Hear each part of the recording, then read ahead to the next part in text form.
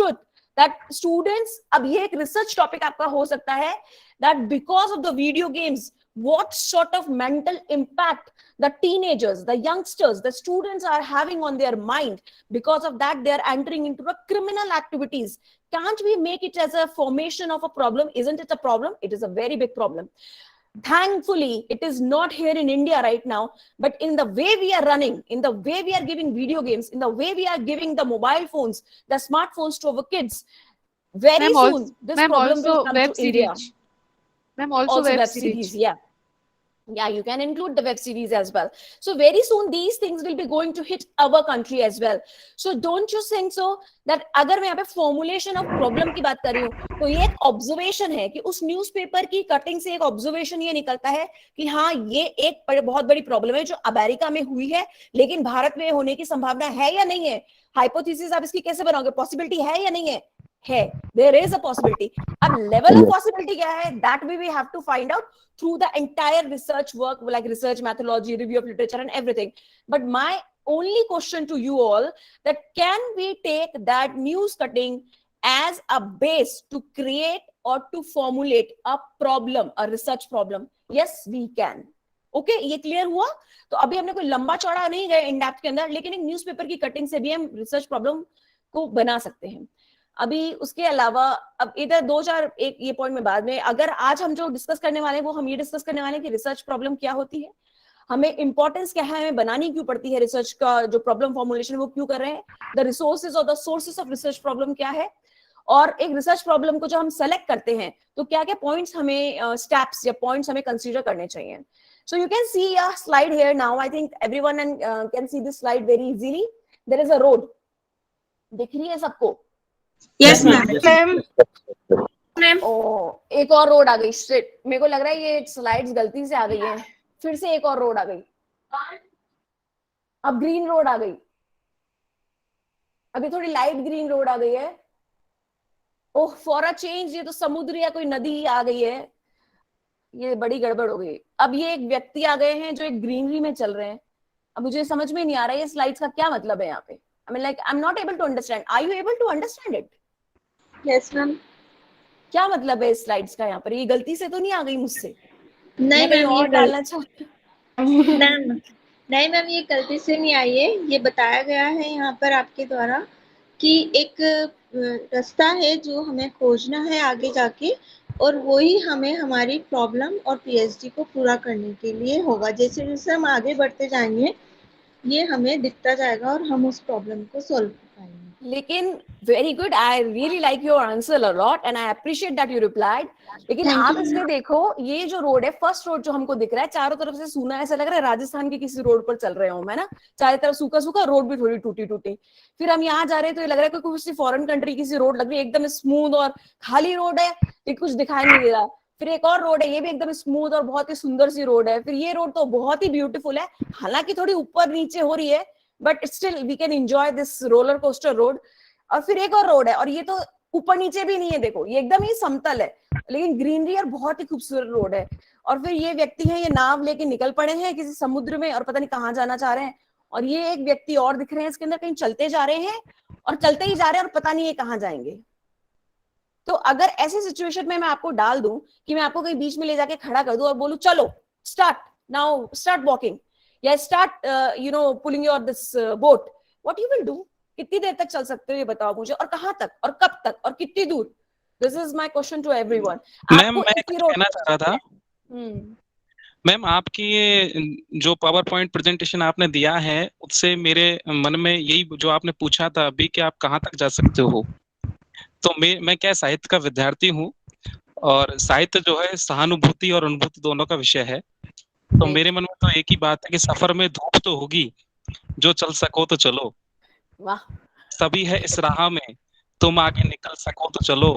यहाँ कौन किसको रास्ता दिखाता है, तुम खुद ही संभल सको तो चलो. और यहाँ किसी के वास्ते राहें कहाँ बदलती है, तुम अपने आप ही को बदल सको तो चलो. Very wonderful. Abhishek ji please WhatsApp कर देना मुझको, ये मुझे बहुत ही टचिंग कर गई. आपने मुझे मेरे टॉपिक से बिल्कुल ऐसे घुमा दिया है ना कि मैं मेरा टॉपिक ही भूल गई हूँ आपकी इसको सुन के बात को. बट मेरा यहाँ पे ये मंतव्य बिल्कुल भी नहीं था कहने का. ये रोड जो हम आपको दिखा रहे हैं, ये इसलिए दिखा रहे हैं कि अगर एक रिसर्च स्कॉलर को इस तरीके की रोड पे हम छोड़ दें, सपोज ये जितनी भी रोड्स आपने देखी है और ये जो व्यक्ति चल रहे हैं, एक बार अज्यूम कर लीजिए फॉर 2 minutes और 1 second ओनली कि ये आप ही हैं, तो आपसे मेरा सिर्फ इतना प्रश्न है कि, और मैंने आपको दे दिया कि भैया जाओ आप रिसर्च करो, आप क्या करेंगे और कैसे करेंगे स्टार्ट इसको, क्योंकि आपको ये नहीं पता है कि आपकी डेस्टिनेशन क्या है। यू आर ओनली, ये तो नहीं हो सकता मैं बोलूं चलो चलो घूमने चल रहे हैं, पैक योर बैग्स, आपने बैग पैक कर लिया, फाइन, अब जा कहाँ रहे हैं ये पता नहीं है, अब आप ट्रेन में, एयरवेज में, जिसमें भी आप बैठ भी गए हैं, लेकिन आपको अभी भी नहीं पता कि आपको कहाँ जाना है, तो can you reach to a destination, या वो एक्साइटमेंट क्या रहेगा आपका कि वो एक्साइटमेंट मेरे को वहां तक पहुंचना है, मुझे यहां से जाना है मान लीजिए फ्रांस, तो मुझे पता है मुझे यहां से फ्रांस जाना है, तभी तो मुझे डायरेक्शन पता होगा ना कि मुझे फ्रांस जाने के लिए क्या क्या चाहिए, क्या वीजा चाहिए, क्या टिकट चाहिए, कौन सा मेरा एयरप्लेन है, कौन से एयरपोर्ट से मिलेगा, कहाँ मुझे लैंडिंग करनी है, और फ्रांस में भी मुझे कहाँ जाना है, फ्रांस तो इतना बड़ा है, फ्रांस में भी कौन सा होटल, कौन सी यूनिवर्सिटी, कहाँ मुझे एग्जैक्टली जाना कहाँ है। यानी रिसर्च फॉर्मुलेशन जो हम कर रहे हैं वो आपको ये बताता है, research formulation is the very first step, और वो आपको ये समझाता है कि एग्जैक्टली आपकी डेस्टिनेशन कहाँ है। जब तक आपको रिसर्च फॉर्मुलेशन नहीं आएगा, जब तक आपको ये नहीं पता होगा how to formulate a problem, how to see the problem and how to formulate the statement of the problem, you probably aren't, you're not able to select the right topic for your thesis work or even for your research paper or for any chapter even. So first of all, if you are walking on an endless road, on an endless path, you will not reach to any destination until unless you are not sure that the destination is this. मुझे यहाँ से जाना है काशी, तो मुझे पता होना चाहिए कि मुझे यहाँ से काशी जाना है, तभी तो वो रूट पूरा तय होगा। और उसके बीच में जो भी अड़चने आएंगी, जैसे मान लो मैं केदारनाथ की यात्रा करना चाहती हूँ, तो मुझे I should have to be very clear कि ये अड़चने आ सकते हैं और मुझे मेडिसिन कैरी करनी होंगी, क्योंकि मुझे माइग्रेन का प्रॉब्लम है, मुझे ये प्रॉब्लम है, मुझे वो प्रॉब्लम है, तो I have to take medicine. Why? Because I know the destination. So research problem क्या करता है, आपका फॉर्मुलेशन ऑफ रिसर्च प्रॉब्लम क्या स्टेप है, जो आपको ये बता देता है किसी भी स्कॉलर को कि आपका डेस्टिनेशन ये है, आपको यहां तक पहुंचना है, आपका जो रूट कॉज ऑफ प्रॉब्लम है वो ये है। पहले जब तक आप रूट कॉज ऑफ प्रॉब्लम नहीं डिसाइड करेंगे, तब तक आप अपनी जर्नी स्टार्ट ही नहीं कर सकते। अगर आपने जर्नी स्टार्ट कर दी है बिना ये सोचे समझे कि एग्जैक्टली मुझे फाइंड आउट क्या करना है, बिलीव मी आप कंक्लूड नहीं कर सकते उसको। तो this is something which I wanted to tell you by this example of the road. So what is a research problem? Any question that you want to answer or assumption or statement that you want to challenge or investigate or examine, that can be a research problems. Now I am giving you an example that what are the effects of TV program on children behavior. Can we see it as a research problem? जैसे अभी एक student ने बोला कि web series ma'am, so what are the effects of web series on children behavior? Can we take it as a research problem? Yes, we can take it as a research problem, क्योंकि एक problem है, क्योंकि हम ये जानना चाहते हैं कि चाइल्ड बिहेवियर पे वेब सीरीज का क्या इम्पैक्ट पड़ रहा है, अगर पड़ रहा है तो क्या पड़ रहा है और किस लेवल तक पड़ रहा है, बिफोर एंड पोस्ट इम्पैक्ट क्या है, जब वो वेब सीरीज नहीं देख रहे थे तब बच्चों का बिहेवियर कैसा था, और जब उन्होंने वेब सीरीज देखना शुरू कर दिया तो कैसा बिहेवियर है, किस टाइप की वेब सीरीज चिल्ड्रन जो है वो देख रहे हैं और उनके बिहेवियर चेंजेस क्या हो रहे हैं और उनका इम्पैक्ट लेवल क्या है, और उससे उनका जो फैमिली लाइफ है या उनका खुद का पर्सनैलिटी कितना इफेक्ट हो रहा है, ये सब कुछ क्या है, को कनेक्टेड एंड को रिलेटेड है। And it is very clear that अगर आपने अपना रिसर्च प्रॉब्लम एकदम क्लियरली स्टेट कर दिया तो आपकी आधी से ज्यादा प्रॉब्लम्स तो वहीं पे सॉर्ट आउट हो जाती हैं। Now the point is this, that how to formulate the problem, उसके लिए इंटरनल क्राइटेरिया आपको 3 ध्यान में रखने पड़ेंगे जो सबसे ज्यादा इंपॉर्टेंट है। फर्स्ट है आपका रिसर्चर्स इंटरेस्ट, आपका खुद का इंटरेस्ट किस में है, मेरा इंटरेस्ट किसी में भी हो, मेरा इंटरेस्ट तो टूरिज्म में है, लेकिन आपका इंटरेस्ट किस में है, that values, because tourism is my area, that's why my area is tourism, so my interest in tourism, but it's not compulsory कि मेरे स्कॉलर का इंटरेस्ट एरिया भी टूरिज्म ही होगा। So it's up to you. First of all, you need to think that what is your research interest area. Until unless उसमें आपको interest नहीं आएगा, आप वो काम लॉन्ग टाइम तक नहीं कर पाएंगे। Secondly, researchers competencies, हमें कभी भी ना, एक होता है शेख चिल्ली के पुलाव वो हमें कभी नहीं पकाने चाहिए जब हम रिसर्च वर्क करें। अपना मोटिवेशन एक अपनी जगह होता है, that is very nice and we have to be always motivated, but you know researchers की कॉम्पिटेंसीज को हमेशा ध्यान में रखना चाहिए। आप ये सोचे कि नहीं अब तो I am the scholar of university of Kota and my guide is a superman, super hero, super heroine and I can do wonders. It's not like that. You please don't focus on the guide, you focus on your own competencies कि आपकी competency कितनी है and start from that. Start gradually, don't just jump out कि नहीं अब तो मैं यहाँ अब तो मैं वहां। No, don't do this with you. Just watch on your competencies कि आपका research interest क्या है, आपकी खुद की potential और competencies क्या है। And third, resources available resources क्या है। आप एक ऐसा research formulation कर लो। कांस के अंदर ऐश्वर्या राय ने जो ड्रेस पहनी अभी मुझे पता नहीं आप लोगों में से कितने लोग अवेयर है, मैक्सिमम होने चाहिए। कांस के अंदर ऐश्वर्या राय ने अभी एक ड्रेस पहनी है, अब मैं उसको लेके बैठी हूँ कि ये उसने ड्रेस क्यों पहनी भाई ऐसी, तो ये इसके ऊपर क्या मेरे को डेटा अवेलेबल हो जाएगा क्या? नो, इसके ऊपर कोई डेटा अवेलेबल नहीं हो सकता। क्यों नहीं हो सकता? क्योंकि उस इंडिविजुअल व्यक्ति का, उसके ड्रेस डिजाइनर का, ऐश्वर्या राय का खुद का जो साइकोलॉजिकल व्यू पॉइंट है वो मेरे तक नहीं है। वो ना किसी न्यूज चैनल में है, वो कहीं पे भी नहीं है, वो मेरे पास है भी नहीं, और उसको मैं रिसर्च फॉर्मुलेशन नहीं कर सकती क्योंकि उससे कोई प्रॉब्लम नहीं हो रही है मुझे एज सच या सोसाइटी को as such.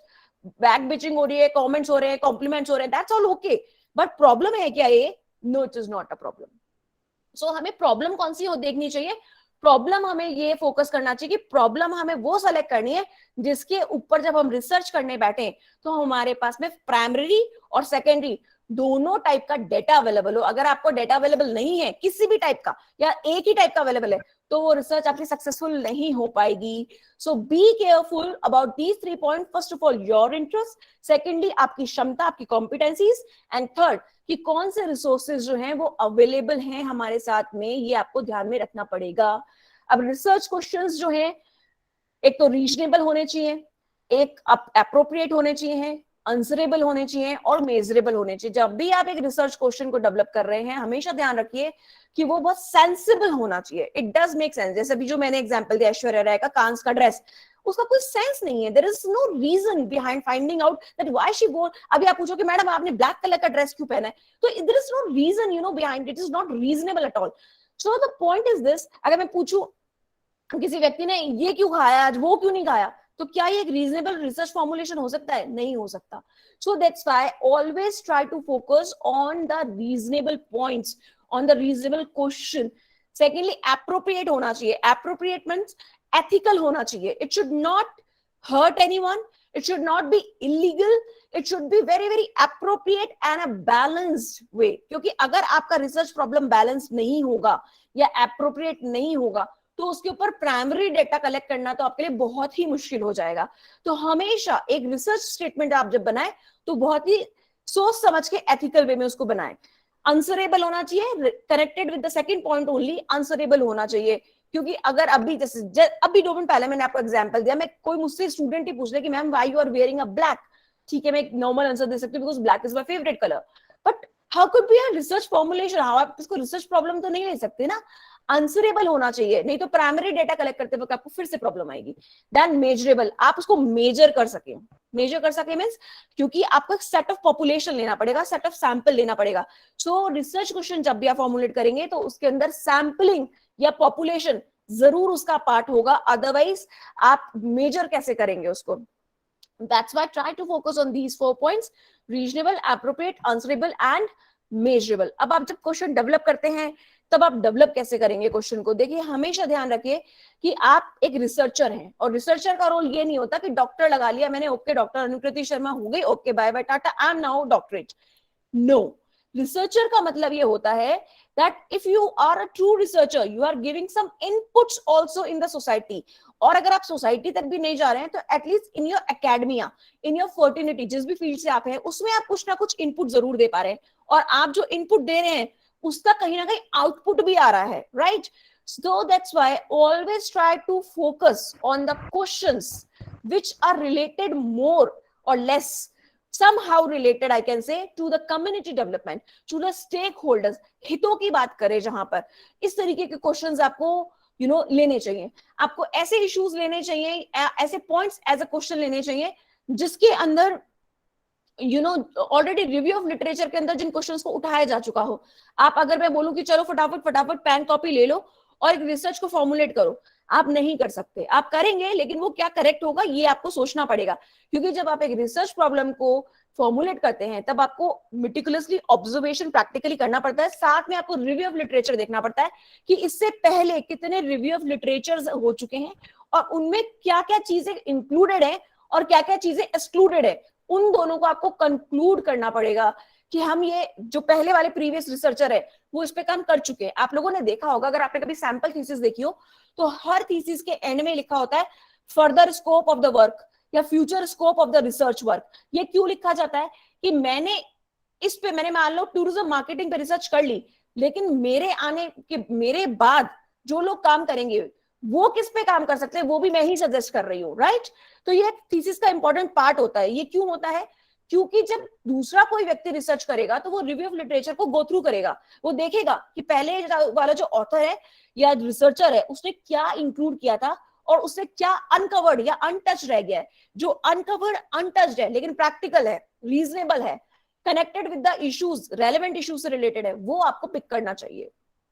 Then professional standard और गाइडलाइंस होनी चाहिए उसके अंदर। आपको आपके पास एक्सपर्ट्स होने चाहिए, मे बी योर सुपरवाइजर और may be in your surroundings कोई और एक्सपर्ट्स भी हो सकते हैं, ठीक है। और खुद का अपना एक पर्सपेक्टिव या व्यू आपका उसकी तरफ क्या है वो आपको देखना पड़ेगा। ये सारे 4-5 पॉइंट्स आपको definitely you have to keep in your mind. अब देखो, एक चीज मैं आपसे नेक्स्ट स्लाइड पे जाने से पहले पूछना चाहती हूँ। वी आर 199, मैं खुद को इंक्लूड नहीं कर रही, we are 198 persons are here right now. आप लोगों में से कितने लोग ऐसे हैं जिनको मैगी पसंद है या नूडल्स पसंद है या चाउमीन पसंद है?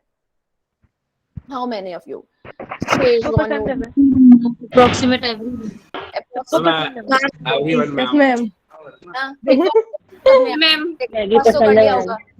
बिल्कुल पसंद नहीं है। पसंद नहीं है भैया, जिसको पसंद नहीं है उसको तो खानी पड़ेगी और जिसको पसंद है उसको नापसंद होने वाली है थोड़ी देर में, ठीक है। क्योंकि क्या है, मुझे नूडल्स बहुत पसंद है, मैं बहुत अच्छी कुक हूँ और मुझे नूडल्स पकाना बहुत अच्छा आता है। अब आप लोगों ने क्या किया, गलती से बोल दिया मैक्सिमम स्टूडेंट्स ने कि सबको पसंद है मैम ऑलमोस्ट, तो मैंने कहा आज नूडल ही बनाई जाए आप लोगों के लिए। तो मैंने आज, अब क्या है, मैं फेवरेट टीचर भी हूँ आप लोगों की, तो आज डे 1 पे क्या किया, मैंने नूडल्स बना दिया आप लोगों के लिए। कैसी लग रही है वैसे? ये कहाँ गई मेरी स्लाइड?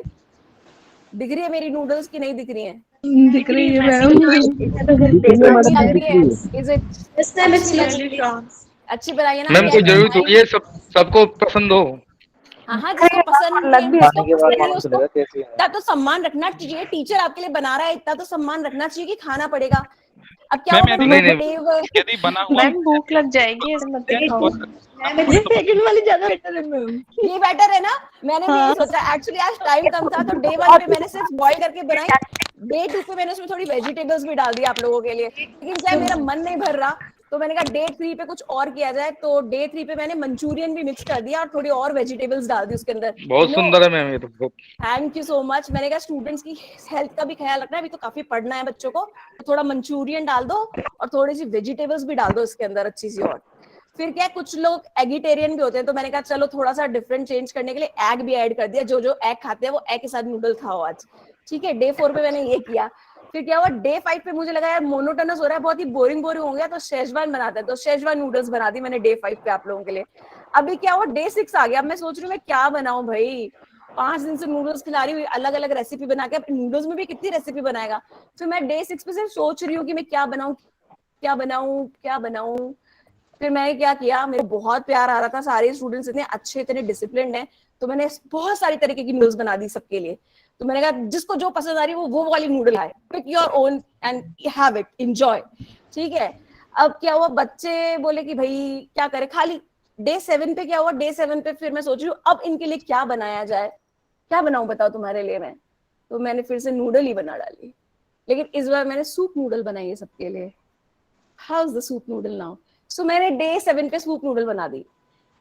अब ये देखो 7 दिन तक तुम लोगों ने नूडल्स खाई भिन्न भिन्न प्रकार की, है ना, कभी एग के साथ, कभी मंचूरियन, कभी शेजवान, कभी सिंपल, कभी वेजी वाली, but 7 days continuously you have eat noodles.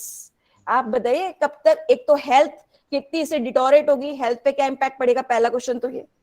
दूसरा क्वेश्चन मेरा आपसे ये है कि क्या 7 दिन तक आप रोज नूडल्स खा पाएंगे? भले ही आप उसके मेन्यू को तोड़ मरोड़ दें, उसके जो भी आप डालने वाले हैं उसमें वेजीज, उसमें मसाले, स्पाइसेस, व्हाटएवर, आप उसको चेंज कर लें फॉर्मुलेशन को, नो प्रॉब्लम। लेकिन क्या खा सकते हैं क्या 7 दिन तक हम? Possible ma'am. नहीं खा सकते। Not possible ma'am. देख देख के ही लग रहा है कि कैसे, देख देख के लगने लगा कि कैसे खा पाएंगे हम। ये तो प्रैक्टिकली हो नहीं रहा है। अगर प्रैक्टिकली होता तो बिल्कुल ही नहीं, दूसरे दिन के बाद तीसरे दिन भी खाना मुश्किल है ना। लेकिन हो क्या रहा है, जब हम फॉर्मुलेशन ऑफ रिसर्च कर रहे हैं ना, दिस प्रॉब्लम जब हम बना रहे हैं, तो उस टाइम पे हम एक्चुअली नूडल ही पका रहे हैं। We all the researchers, not only your batch, आपसे जो previous batches भी आए हैं और मे बी जो कमिंग बैचेस भी आएंगे, हम सबको नूडल ही बनानी आती है एक्चुअली में। अगर आप लोग ध्यान से देखेंगे तो हम लोग गूगल सर्च करते हैं, है ना, हमारा जो भी इंटरेस्ट एरिया होता है हम उसको सर्च करते हैं गूगल के ऊपर, एंड देन आफ्टर सर्चिंग हम उसके अंदर एड ऑन करते हैं, मॉडिफिकेशंस करते हैं, है ना, एक पेपर ले लेते हैं या फिर कॉपी कट पेस्ट करते जाते हैं डॉक फाइल में, और फिर देखते हैं कि ये टॉपिक्स हैं, अब इसके अंदर क्या चेंजेस किए जाएं। इसके यहाँ से एक्सप्लोर उठा लो, इसके यहाँ से डिफाइन उठा लो, उसके यहाँ से क्रिटिकल उठा लो, इसके यहाँ से स्टडी उठा लो, और ये हमारा टॉपिक बन गया। Isn't it? तो आप क्या कर रहे हैं? आप लोग नूडल ही तो बना रहे हैं। हम लोग सब क्या कर रहे हैं रिसर्च में? हम नूडल्स बना रहे हैं। तो formulation of research is not, formulation of a problem is not a noodle. It's not a noodle. कि आप लोग ये सोचे, very interesting example ma'am, very interesting example. Thank you.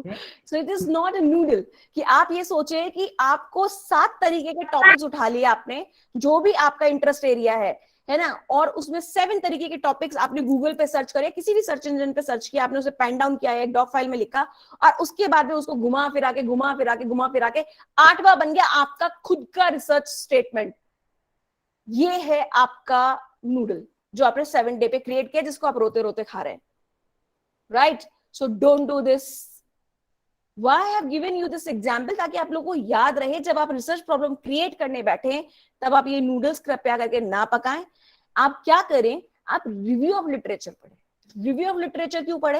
क्योंकि रिव्यू ऑफ लिटरेचर से नूडल नहीं बनेगा। रिव्यू ऑफ लिटरेचर से आपको रूट कॉज पता चलेगा, आपको प्रॉब्लम पता चलेगी, आपको फ्रेशनेस मिलेगी to create the problem statement. So don't try. Excuse me, ma'am. Yeah, sure, please. May I ask one question? Can I complete this please once and Yeah, then sure, we'll discuss. Don't try to just copy the title. आप लोग क्या करते हैं अभी in general, हम Google पे जाके अपने चॉइस का जो भी हमारा सब्जेक्ट एरिया है उसका एक टॉपिक सर्च करते हैं, रिसर्च पेपर्स या थीसिस ऑन दिस एरिया। उसके बाद टाइटल्स आते हैं बहुत सारे, हम उन टाइटल्स को कॉपी करते हैं। उन टाइटल्स को कॉपी करके हम थोड़ा चिंतन मनन ऑफ कोर्स करते हैं। उन चिंतन मनन को करने के बाद में हम 8वां टॉपिक हमारा खुद का बना देते हैं। ठीक है, this is what we are doing. We should have to stop this. हमें टाइटल नहीं देखना है। अगर आपको देखना है तो उस पेपर को या उस थीसिस को आप पूरा खोलिए और उसमें से आप रिव्यू ऑफ लिटरेचर उठाइए, rather than going to the title of the thesis of the research paper. Go directly to the review of literature, take out the printouts of the review of literature or copy the review of literature and make it a single file. और उस review of literature को आप बैठ के पढ़िए जो कि आपने 7, 8 या जितनी 4, 5 जितनी भी PhDs में से उठाया है या जितने भी रिसर्च पेपर्स में से उठाया है, एंड उस रिव्यू ऑफ लिटरेचर को पढ़ने के बाद में आप पॉइंट्स जॉट डाउन करिए। इससे 2 काम आपके एक साथ होंगे, एक पन 2 काज। क्या होंगे? एक तो आपका formulation of the statement proper हो जाएगा, जिससे आपको एक बार में समझ में आ जाएगा कि मुझे टॉपिक क्या लेना है थीसिस का जो अब तक नहीं लिया गया है, या लिया गया है तो उस एरिया में काम नहीं हुआ जिसमें मैं करना चाह रहा हूँ या चाह रही हूँ। First thing. सेकेंडली, इससे आपको एक बेनिफिट ये होगा कि आपका जब रिव्यू ऑफ लिटरेचर आप लिखने बैठेंगे अपनी थीसिस का, तो आपके पास में ऑलरेडी एक डॉक्यूमेंट रेडी हो चुका होगा। आपके 2 काम एक साथ हो जाएंगे। एक तो formulation of statement, of problem statement हो जाएगा, सिलेक्शन ऑफ कोर्स टॉपिक हो ही जाएगा उसके बाद में, एंड मोस्ट इंपॉर्टेंटली आपका रिव्यू ऑफ लिटरेचर साइमल्टेनियसली तैयार होता जाएगा। So try to focus on that. Now कौन था जो मुझसे क्या क्वेश्चन पूछ रहा था? वसुधा। Yes, ma'am. या प्लीज Vasudha. वसुधा। या वसुधा। Ma'am, my question is that as you knew that your field of interest is tourism, right? But my problem is I know what I don't want to do, but I don't know exactly what I have to do. I can tell you that I don't want to do this, I don't want to do that. What how should I approach in that case? Means you are saying you know that what you I'm sorry, I'm not getting your question, dear. Yeah, Can you for please example, I'm student of public administration. If Fine. someone says you have to do a PhD in, for example, sustainable development, I Fine. don't want to do in sustainable development. Okay. I don't want to do in. Okay, I got it. You know yeah. the don'ts, but you don't know the do's, right? Yeah, exactly. I'm interested in many fields, but mostly I'm not interested in many fields. So how should I approach in that case? Yeah, very confused, dear. Anyways, now what you need to do, because you have most of the things in the list is don'ts, right? This you don't want to do, this you don't want to do, this you don't want to do. This is the problem, if I'm getting you right. Yes, And yes, what yes. you want to do exactly, you don't know. Yes, ma'am. So this is exactly I've shown in the first 2-3 slides, that we are walking on a path, on a road where we don't know what is the destination where we want to reach. This is the exact situation. So in that case, what you need to do, see, first of all, you please jot down all those points which you really don't want to focus at all. Just jot down. Ma'am please, ma'am Hindi में भी समझाने का कष्ट करें please. मैंने ये पूछा था, सब लोग yes yes yes. Hindi ground से मैम, हमारी तो कुछ समझ में कम आ रहा है. तो ठीक है मैम. आप सबसे पहले क्या करें कि जो भी ऐसे पॉइंट्स हैं जो आप काम नहीं करना चाहते जिनके ऊपर, ठीक है, first of all focus on that.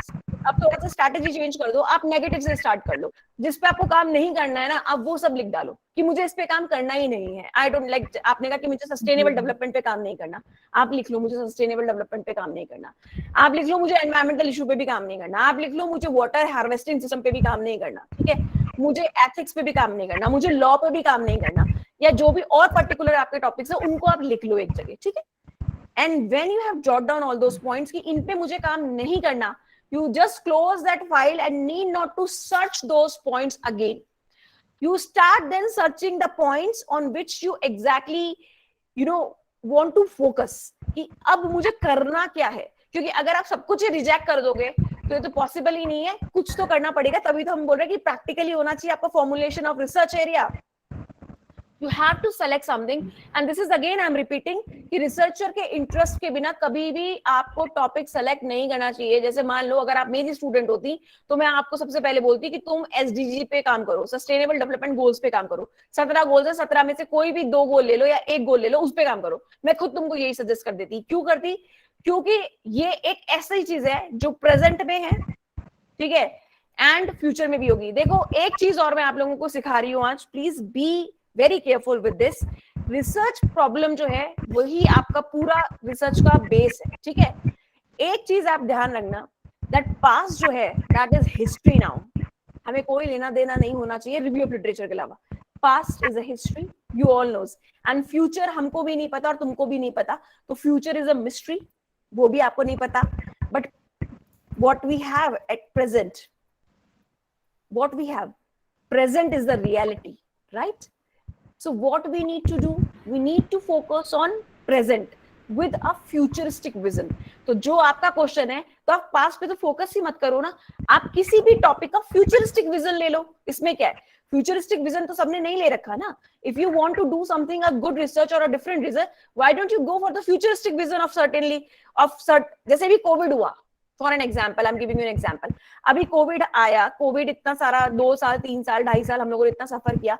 अगर हमारे पास में कोविड से रिलेटेड पहले से कोई डॉक्यूमेंटेशन होता, मैं ये नहीं कह रही कि कोविड स्पेसिफिक, कोई भी पैंडेमिक हो सकता था, कोई भी डिजास्टर हो सकता था, अगर हमने कोई ऐसा डॉक्यूमेंटेशन रेडी कर रखा होता कि अगर मान लीजिए ऐसी कोई बीमारी आ जाए दुनिया में तो क्या प्रिकॉशंस होंगे, या अर्थव्यवस्था कैसे संभाली जाएगी, अगर इस तरीके का पहले से कोई डॉक्यूमेंटेशन अवेलेबल होता.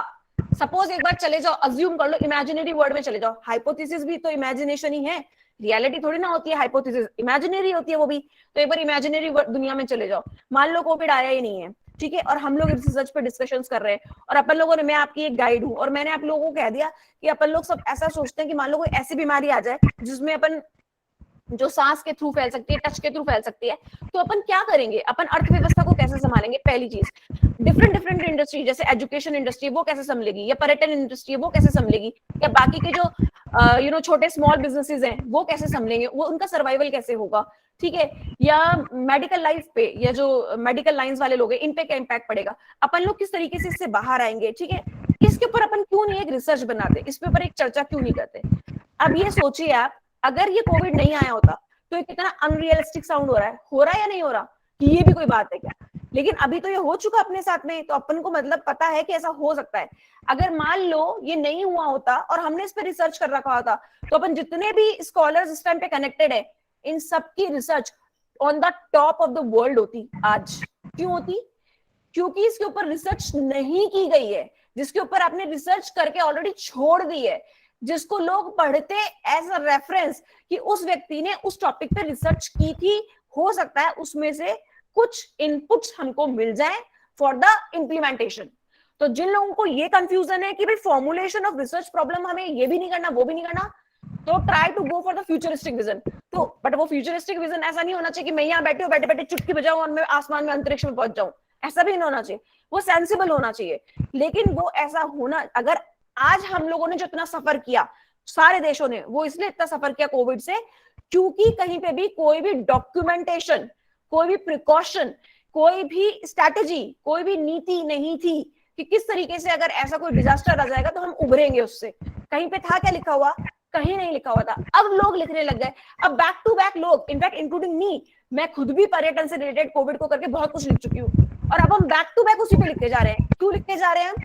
क्योंकि आज इसको हमने नाम दिया है कोविड-19, लेकिन कल फिर कुछ और भी आ सकता है। तो क्या डॉक्यूमेंटेशन जरूरी नहीं है? और डॉक्यूमेंटेशन सिर्फ और सिर्फ रिसर्च ही होती है, और किसी भी तरीके से आप डॉक्यूमेंटेशन नहीं कर सकते किसी भी प्रॉब्लम का। और इस तरीके के पैंडेमिक और डिजास्टर्स क्या हैं? They are problems. तो आप कोई भी आयुष जी अपना माइक म्यूट कर लीजिए। आयुष जी माइक म्यूट कीजिए। कोई भी ऐसा टॉपिक आप सेलेक्ट कर सकते हैं जो कि फ्यूचरिस्टिक विजन से रिलेटेड हो, जिसके ऊपर आपको लगता हो कि मेरे को प्राइमरी डेटा आराम से मिल जाएगा, थोड़ा बहुत सेकेंडरी डेटा मेरे पास है। लेकिन अब जैसे मैं आपको एक एग्जांपल दे देती हूँ, और हम लोग थोड़ा सा डाइवर्ट हो रहे हैं अपने टॉपिक से, लेकिन फिर भी मैं एक एग्जांपल दे रही हूँ। आप लोगों ने देखा होगा बहुत सारे डिफरेंटली एबल्ड बच्चे होते हैं, मतलब जो फिजिकली चैलेंज्ड है, मान लीजिए ब्लाइंड है, डीफ है, डम्प है, या मान लीजिए हाथ पांव नहीं है, किसी भी तरीके से चैलेंज्ड है। अगर आज इनके एजुकेशन सिस्टम के लिए मैं बात करूं, स्कूल्स की बात नहीं कर रही हूँ, जो स्कूल्स हैं उनकी बात नहीं कर रही हूँ, हायर लेवल एजुकेशन जो है, यूनिवर्सिटीज जो हैं या कॉलेजेस जो हैं, उस या गवर्नमेंट कॉलेजेस हैं, प्राइवेट कॉलेजेस है, डीम्ड यूनिवर्सिटीज है, इनमें क्या अपॉर्चुनिटीज है इन स्टूडेंट्स के लिए? क्या इसके ऊपर हम एक रिसर्च फॉर्मुलेट कर सकते हैं या नहीं कर सकते? कर सकते हैं। अब आप बोलेंगे कि मैडम हम लोगों को जॉब अपॉर्चुनिटीज दी जाती है, रिजर्वेशन कैटेगरीज है फिजिकली डिसेबल्ड के लिए या डिफरेंटली एबल्ड के लिए जॉब अपॉर्चुनिटीज हैं, लेकिन आप मुझे बताइए कि कितने बच्चे मेरे यहाँ पे एमबीए में चला रही हूँ प्रोग्राम, हमारे यहाँ पे एक भी बच्चा नहीं है मेरे यहाँ पे, हमने सीट रखी हुई है लेकिन यहाँ पे एक भी एमबीए बच्चा नहीं आ रहा। क्यों नहीं आ रहा? जो बच्चा ब्लाइंड होगा क्या वो एमबीए में ले सकता है, एनरोल कर सकता है अपने आप को? नहीं कर सकता, क्योंकि बाकी सब बच्चे तो नॉर्मल है, कोर्स कैरिकुलम नॉर्मल स्टूडेंट्स के हिसाब से। वो बच्चा एमबीए में कैसे पढ़ेगा जो ब्लाइंड है? उसके लिए ब्रेन होना चाहिए ना, लेकिन है क्या? तो क्या ये फ्यूचरिस्टिक रिसर्च हो सकती है कि नहीं हो सकती? Think about it. हो सकती है मैम, हो सकती है। सेकेंडली मैंने आपको पहले ही बोला कम्युनिटी से रिलेटेड होनी चाहिए। मैंने अभी बोला आपको कि ऐसी रिसर्च लो जो इनपुट दे जिसका आउटपुट आ सके। ऐसा इनपुट नहीं कि बस डाले जा रहे हो निकल कुछ नहीं रहा, कोई मतलब नहीं है उसका। इनपुट ऐसा होना चाहिए जिसका आउटपुट आए, इनपुट ऐसा होना चाहिए जो सोसाइटी को रिफ्लेक्ट करे। ठीक है, अब ये जो एक एरिया है पूरा, ये हम लोगों से ज्यादा त्रस्त है। हम बोल पा रहे हैं, सुन पा रहे हैं, खा पा रहे हैं, घूम पा रहे हैं, मूवी जा पा रहे हैं, होटल जा पा रहे हैं, घूम सब कुछ कर रहे हैं, हम डांस कर पा रहे हैं, गा पा रहे हैं, बातें कर रहे हैं, गप्पे आ गए, गॉसिप्स कर रहे हैं, कुछ भी कर रहे हैं। लेकिन जो आज की तारीख में चैलेंज है फिजिकली, वो हमसे ज्यादा आवश्यकता में है या हम उससे ज्यादा आवश्यकता में है? आप लोग खुद सोचिए इस बात को। तो वो हमसे ज्यादा आवश्यकता में है, लेकिन उसके पास ज्यादा सुविधाएं हैं, हमारे पास ज्यादा सुविधाएं हैं, हमारे पास ज्यादा सुविधाएं हैं। तो क्या ये फॉर्मुलेशन ऑफ रिसर्च प्रॉब्लम है या नहीं है? है। ठीक है, अभी तो फैसिलिटीज है मैम, है ना, फैसिलिटीज की बात हो गई। इसी को अगर मैं एजुकेशन में कनेक्ट कर दूं, एजुकेशन से कनेक्टेड है या नहीं है? एजुकेशन से भी कनेक्टेड है ये। ठीक है, इसी को मैं अगर टूरिज्म से कनेक्ट कर दूं कि आज मैं आपको बोलती हूँ कि जाओ गागरान फोर्ट घूम कर आओ, अब फट फट फट गागरान फोर्ट चले जाएंगे। अगर मैं बोलती हूँ आपको कि जाओ कुतुब मीनार पे चढ़ जाओ, कुतुब मीनार घूम के आओ, फटाक से कुतुब मीनार घूम लोगे। लेकिन एक जो इंसान है जो फिजिकली चैलेंज है, क्या वो घूम के आ सकता है गागरान फोर्ट? उसके लिए फैसिलिटी है। तो उसी चीज को सेम पॉइंट, सेम पर्सनल, ये जो पीडब्ल्यूडीज हैं अपने फिजिकली डिसेबल्ड है या डिफरेंटली एबल्ड है, इसको मैं पर्यटन से भी कनेक्ट कर सकती हूँ। तो एक ही पॉइंट को मैं एजुकेशन, इंफ्रास्ट्रक्चर, पर्यटन, 3 चीजों से तो कनेक्ट मैंने आपको एग्जांपल दे ही दिया है, और अगर इसको हम चर्चा करेंगे तो बहुत चीजों से और भी कनेक्ट हो सकता है, ये इकोनॉमी से भी कनेक्ट हो सकता है। तो आप ये सोचिए कि एक ही बेस को आपने 3 डाइवर्सिफाइड फील्ड के अंदर कनेक्ट कर दिया है। सो इसमें अगर मैं बात करूं तो मैंने वो बात करी है जो कि फ्यूचर से रिलेटेड है। आज की तो बात ही नहीं कर रही हूं मैंने आपको पहले बोला, past is a history and future is the mystery. Stay in present and think about the future. Then you can make a good research. Ma'am मेरा एक सवाल है। हाँ पूछिए निकिता। मैम आपने कहा कि आप कॉमर्स बैकग्राउंड से थी और आपने टूरिज्म के फील्ड में सबसे ज्यादा रिसर्च करी है, तो क्या मैम आपका सब्जेक्ट आपके इंटरेस्ट को कवर करता था? Of course, तभी तो मैं कर रही हूँ। तो मैम जैसे कि किसी का ना करे, मान लो इंटरेस्ट को कवर उसका सब्जेक्ट, तो ऐसी कंडीशन में तो क्या भी कर लेना चाहिए, तो भी कर लेना चाहिए। देखिए मैं बताऊं आपको, मैंने एमकॉम बिजनेस एड में किया, फाइन, पीएचडी मैंने टूरिज्म मार्केटिंग में करी, लेकिन आज की तारीख में मेरी 6 किताबें हैं जो फेस्टिवल टूरिज्म और इवेंट टूरिज्म पे हैं। अब इवेंट और फेस्टिवल तो मैंने पढ़ा ही नहीं कभी, इवेंट और फेस्टिवल पे मेरे पास क्वालिफिकेशन भी नहीं है कोई, लेकिन मैं रिसर्च कर रही हूँ क्योंकि मुझे उसमें इंटरेस्ट आ रहा है। यही मेरा सवाल है मैम कि दिस इज अपने what I am interest saying को यू। कैसे आगे लेके जाएं। आप, इट डिपेंड्स कि आपको क्या चीज पसंद है। देखिए अगर आपको अच्छा निकिता आपको क्या पसंद है, आई मीन लाइक क्या आपका रिसर्च एरिया क्या है, आपका इंटरेस्ट एरिया क्या है? तो मेरा इंटरेस्ट एरिया स्पिरिचुअलिटी है। स्पिरिचुअलिटी है ना, तो you start doing work on that area कि स्पिरिचुअलिटी के अंदर किस किस तरीके की और मेरा सब्जेक्ट पॉलिटिकल साइंस है। हाँ तो hardly matters, you can work on spirituality. इसमें क्या हो गया, पॉलिटिकल साइंस को आप स्पिरिचुअलिटी से कनेक्ट मत करिए, कोई फर्क नहीं पड़ता। You can make something on spirituality management, इतनी सारी चीजें हैं। You have to convince your guide by your review of literature, by doing a good, homework. You have to work on yourself, अगर आपको ये लगता है कि स्पिरिचुअलिटी मैनेजमेंट, स्पिरिचुअलिटी के अंदर आपको कुछ ऐसा करना है, आप साइंस लगा दो ना यार, पॉलिटिकल साइंस है ना आपका, स्पिरिचुअलिटी को साइंस से कनेक्ट कर सकते हैं हम लोग। Why don't you connect spiritual sciences? So it's totally up to me.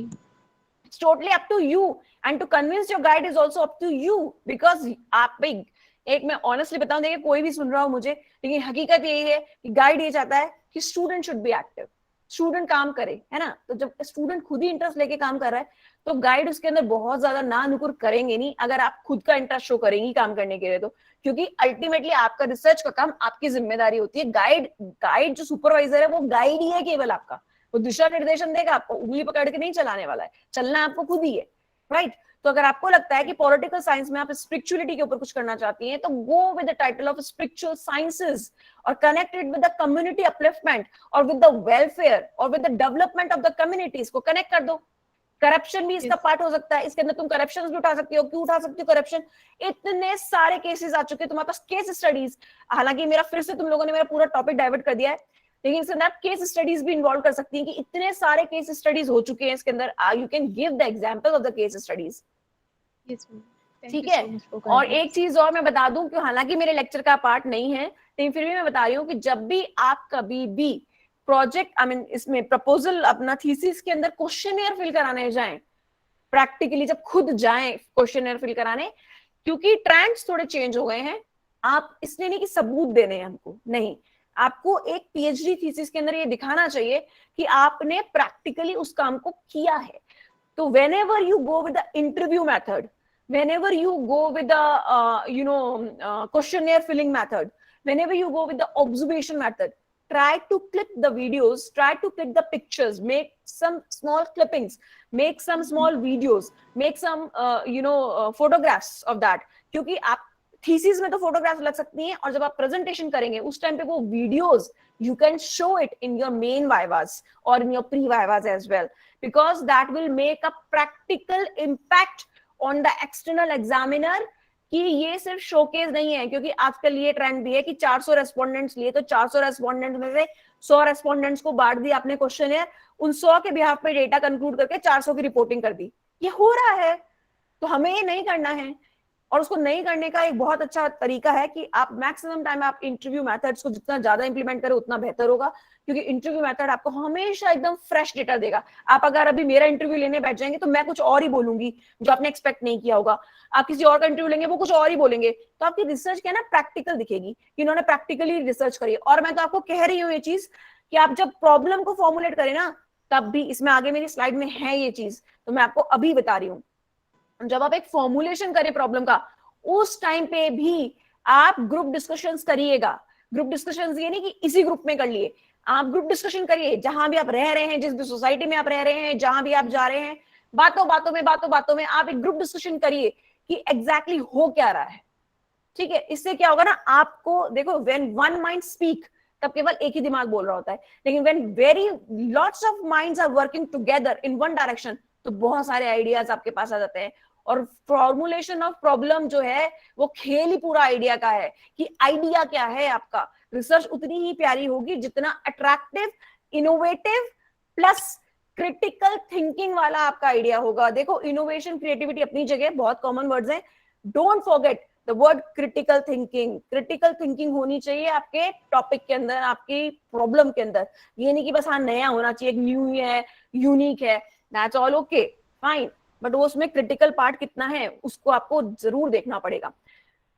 So now see the importance. अब इतना होने के बाद तो हमको इम्पोर्टेंस क्लियर हो ही रही होगी कि इम्पोर्टेंस क्या है। देखो, इम्पोर्टेंस बहुत ही सिंपल सी है कि फर्स्ट स्टेप होता है कभी भी जब भी हम एक रिसर्च फॉर्मुलेट करते हैं, that is a very very first step of your research work.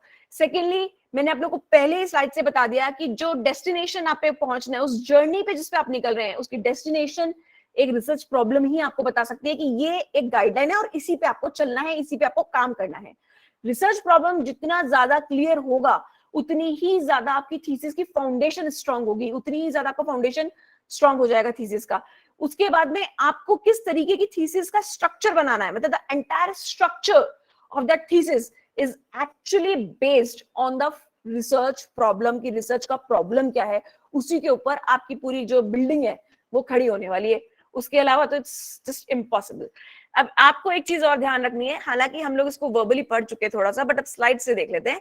4 P's होते हैं जब भी आप एक सोर्स की बात करते हैं। रिसर्च प्रॉब्लम के सोर्सेस क्या हैं? अब सबसे पहले तो पीपल है। अब 4 P क्या है? People, problem, program and phenomena. देखिए, पीपल क्या है, आप इंडिविजुअल पे स्टडी कर सकते हैं। आप एग्रीकल्चर बिजनेस में, एक एग्जांपल दे रही हूँ, किसी बिजनेस, एग्रीकल्चर भी तो बिजनेस ही है आजकल, तो एग्रीकल्चर बिजनेस पे आप स्टडी कर सकते हैं।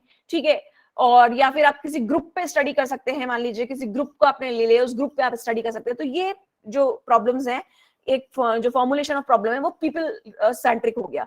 दूसरा, आप प्रॉब्लम्स उठा सकते हैं, लाइक इश्यूज, कि किस तरीके के, जैसे मैंने आप लोगों को बोला डिफरेंटली एबल्ड, ये क्या है? ये पीपल सेंट्रिक भी है और ये प्रॉब्लम सेंट्रिक भी है, क्योंकि दोनों चीजें हैं इसमें। इशू भी है ये, और ये एक ग्रुप ऑफ पीपल है जो कि हमारी सोसाइटी का एक बहुत बड़ा पार्ट है। तो अब ये जो रिसर्च स्टेटमेंट है, ये पीपल और प्रॉब्लम का इशू या पार्ट हो सकता है। अब इश्यूज कुछ भी हो सकते हैं, कोई भी सिचुएशन हो सकती है जिसके ऊपर आप रिसर्च कर रहे हैं, कोई भी ऐसा ओकेजन हो सकता है। मान लीजिए कोई त्रासदी है, मान लीजिए कोई नेचुरल डिजास्टर है, जैसे केदारनाथ की त्रासदी। अभी पता है, आज सुबह ही मैंने कोई वीडियो देखा था जिसमें लिखा हुआ था, अभी in this situation also after that Kedarnath disaster, जो नेचुरल डिजास्टर, बाढ़ वगैरह आई थी, इतनी ज्यादा भयंकर, सब कुछ नेचुरल डिजास्टर से सब तबाह हो गया था। उसके बाद भी हम लोगों ने मॉरल लेसन नहीं लिया। आज ही मैंने एक वीडियो देखा जिसमें बोल रहे कि केदारनाथ इज अ तीर्थ, नॉट अ पिकनिक स्पॉट। यानी हुआ क्या है, आप लोगों ने जब वो त्रासदी हुई थी केदारनाथ की बाढ़, उस टाइम पे हम लोगों ने बहुत सारी रिपोर्ट्स, बहुत सारे वीडियोस न्यूज चैनल्स में देखा था कि वहां पे पूरा जो एनवायरमेंटल सिस्टम था वो बिगड़ चुका था वहां का। ठीक है, ये हम लोगों ने सबने सुना था, उससे भी हमने लेसन नहीं लिया। Again we have started repeating the same things, वही पॉलिथिन्स, वही बॉटल्स, वही सब कुछ गंद। So exactly what is happening, we are again repeating the same things, and gradually वो वापस से भी हो सकता है। जो डिजास्टर पहले हुआ था तब भी यही माना गया था कि एनवायरमेंटल डिसबैलेंस के कारण, ग्लोबल वार्मिंग के कारण ये सब कुछ हुआ, यानी एनवायरमेंटल इशू था ना तब भी। और अभी वापस से हम लोग वही कर रहे हैं। तभी तो आज फिर न्यूज चैनल ये दिखा रहे हैं कि केदारनाथ इज अ तीर्थ, नॉट अ पिकनिक स्पॉट। अब फिर हम उसी कंडीशन में पहुंच रहे हैं। तो अभी और छोटा सा एग्जांपल मैं आप लोग को देती हूँ, एक सिचुएशन का ही है। मनाली, राइट, मनाली है, शिमला है, या अभी क्या होता है हमारे साथ में, कोविड आया, हम लोग सब रुक गए, सब घरों में बंद हो गए। ठीक है, सेकेंड वेव की कोविड की आई, उसके आसपास में थोड़ा सा सबको छूट मिल गई, सब घूमने भाग गए। भागे कि नहीं भागे? सब भागे। अभी समर ब्रेक्स चल रही है, सब फिर से घूमने भाग गए। ठीक है, भागे कहाँ हम? मनाली, हिमाचल, शिमला, यही भागे ना हम। अब now think about it once, ठीक है आप इकोनॉमिकली बेटरमेंट दे रहे हैं, लेकिन अगर मान लो मैं आपको एक कचौरी खिला दूं, आप खुशी खुशी खा लोगे, 2 खिला दूं, आप खुशी खुशी खा लोगे, मैं कहूं भैया आज तो मेरा बहुत मन है तुम्हें कचौरियां खिलाने का, ये 8 कचौरी और अभी के अभी निपटाओ इनको, are you able to do this? यानी इकोनॉमिकल ग्रोथ जो है आपकी वो एक पॉजिटिव है, टूरिस्ट आ रहा है बहुत बढ़िया बात है, आपको इकोनॉमिकली सपोर्ट मिल रहा है बहुत अच्छी बात है, लेकिन उसकी वजह से कचौरी खाने को मिल रही है क्योंकि मुझे भूख लग रही है बहुत बढ़िया बात है, लेकिन 8 कचौरी खा के मेरा पेट बिगड़ जाए तो क्या मैं वो 8 कचौरी खाऊंगी क्या? नो। लेकिन what is happening exactly in these places of you know hill stations, Kullu Manali Shimla जो भी आपके और हिल स्टेशंस हैं, हो क्या रहा है, Indians are rushing towards these places in summer breaks after just immediately COVID, सब दौड़े हैं उसकी तरफ। तो क्या ये एक एनवायरमेंटल इम्बैलेंस नहीं बना रहा क्या? क्या ये एक प्रॉब्लमेटिक इशू क्रिएट नहीं कर रहा क्या? आप लोग जब ये लेक्चर खत्म हो जाए और आपको फुर्सत मिले तो प्लीज एक बार यूट्यूब पे जाइएगा और देखिएगा, शिमला में एक समय, अगर आप में से किसी को शायद हो सकता है नॉलेज भी उस बारे में, शिमला में बीच में कोविड नहीं आया था, उससे थोड़े टाइम पहले, तभी मैंने वो ओवर टूरिज्म का टॉपिक उठाया था, उससे थोड़े टाइम पहले शिमला में ये हालत थी कि वहां के जो लोग थे, नेटिव्स, लोकल लोग, उन्होंने नारे लगाने शुरू कर दिए थे, उन्होंने हड़तालें करनी शुरू कर दी थी, उन्होंने दीवारों पे लिख दिया था कि पर्यटकों वापस जाओ, ये तुम्हारा नहीं हमारा घर है, गो बैक, क्योंकि शिमला में पानी खत्म हो चुका था। अब आप मुझे बताइए शिमला में है ही क्या टूरिज्म के अलावा, लेकिन फिर भी वहां के नेटिव्स जो हैं, लोकलाइट जो हैं, उन्होंने अपोज किया टूरिस्ट का, सिर्फ इस वजह से क्योंकि वहां पे वाटर का प्रॉब्लम, वाटर स्कैर्सिटी शुरू हो गई because of the lots of tourist. ठीक है, तो अभी ये क्या इशू है, ये एक सिचुएशन है। अब मान लीजिए, अब मैं चाहती हूँ प्रोग्राम, कंटेंट, स्ट्रक्चर, कंप्लेंट्स हो सकती है, फिनोमेना, कॉज एंड इफेक्ट, जो साइंसेस वालों के लिए काम आ सकता है कि कॉज एंड इफेक्ट रिलेशनशिप आपसे कंसर्न कर सकते हैं। एक चीज मैं आपसे और डिस्कस कर रही हूँ, इसी का पार्ट है, पीपल, प्रॉब्लम, प्रोग्राम, फिनोमेना। आप फिनोमेना में भी डाल सकते हैं, कॉज एंड इफेक्ट रिलेशनशिप पे भी डाल सकते हैं आप इसको प्रोग्राम में भी डाल सकते हैं, और मोस्ट इंपॉर्टेंटली आप इसे प्रॉब्लम में डाल सकते हैं। एक चीज मुझे बताइए, हम लोग राजस्थान में रहते हैं, ठीक है मैम, ये फिनोमेना क्या होता है? फिनोमेना वो होता है जब हम बात करते हैं कि किसी भी, मतलब मान लीजिए, अगर मान लो मैं बोलूं ये एक हाथ में मेरे ब्लैक कलर है और एक हाथ में व्हाइट कलर है, ठीक है, एक ब्लैक है एक व्हाइट है, अगर मैं इन दोनों को मिक्स कर दूंगी तो एक तीसरा कलर निकल जाएगा जो कि शायद ग्रे कलर होगा। तो कॉज और इफेक्ट क्या है, कारण क्या है और उसका प्रभाव क्या है, जब आप कारण और प्रभाव को नापते हैं तो एक तीसरी चीज क्रिएट हो जाती है। तो वो आपको देखना पड़ेगा कि किस कारण से क्या प्रभाव पड़ रहा है, इस पे आप एक formulation of research problem statement कर सकते हैं कि ये कारण है, उसका प्रभाव ये पड़ रहा है। जैसे कि एनवायरमेंटल इश्यूज को हम ले सकते हैं इसके अंदर, ये कॉज है, वाइल्ड लाइफ के ऊपर इतना प्रभाव पड़ रहा है जो, तो कॉज एंड इफेक्ट रिलेशनशिप है, आप लोगों का इंटरव्यू। आप मुझे बताइए, हालांकि मैं एक एग्जांपल अलग देने वाली थी बट इन्होंने क्वेश्चन पूछ लिया तो मैं बता ही देती हूँ। वाइल्ड लाइफ रणथंभौर इतनी फेमस है, आप लोगों ने कभी सोचा है इसका cause and effect long term में क्या पड़ेगा? हम लोग जाते हैं, एंजॉय करके आ जाते हैं, शेर को दिखाते, सब दिखाते हैं, एक दिन की छुट्टी तो हमको भी मिलती है ना, मिलती है कि नहीं मिलती? अगर रोज रोज मुझे बहुत सारे जानवर देखने आ जाए तो मेरा क्या हाल होगा? पागल नहीं हो जाऊंगी मैं? मुझे प्राइवेसी नहीं खतरा में लगने लग जाएगी? मुझे एक कंफर्ट जोन खत्म नहीं हो जाएगा मेरा? हम लोग क्या कर रहे हैं एज ए ह्यूमन बीइंग, क्या कर रहे हैं दिन भर में? कितनी जिप्सीज, कितनी गाड़ियां, कितने लोग, कितने पर्यटक, कितने लोग उसी सेम प्लेस पे टूर करने जा रहे हैं।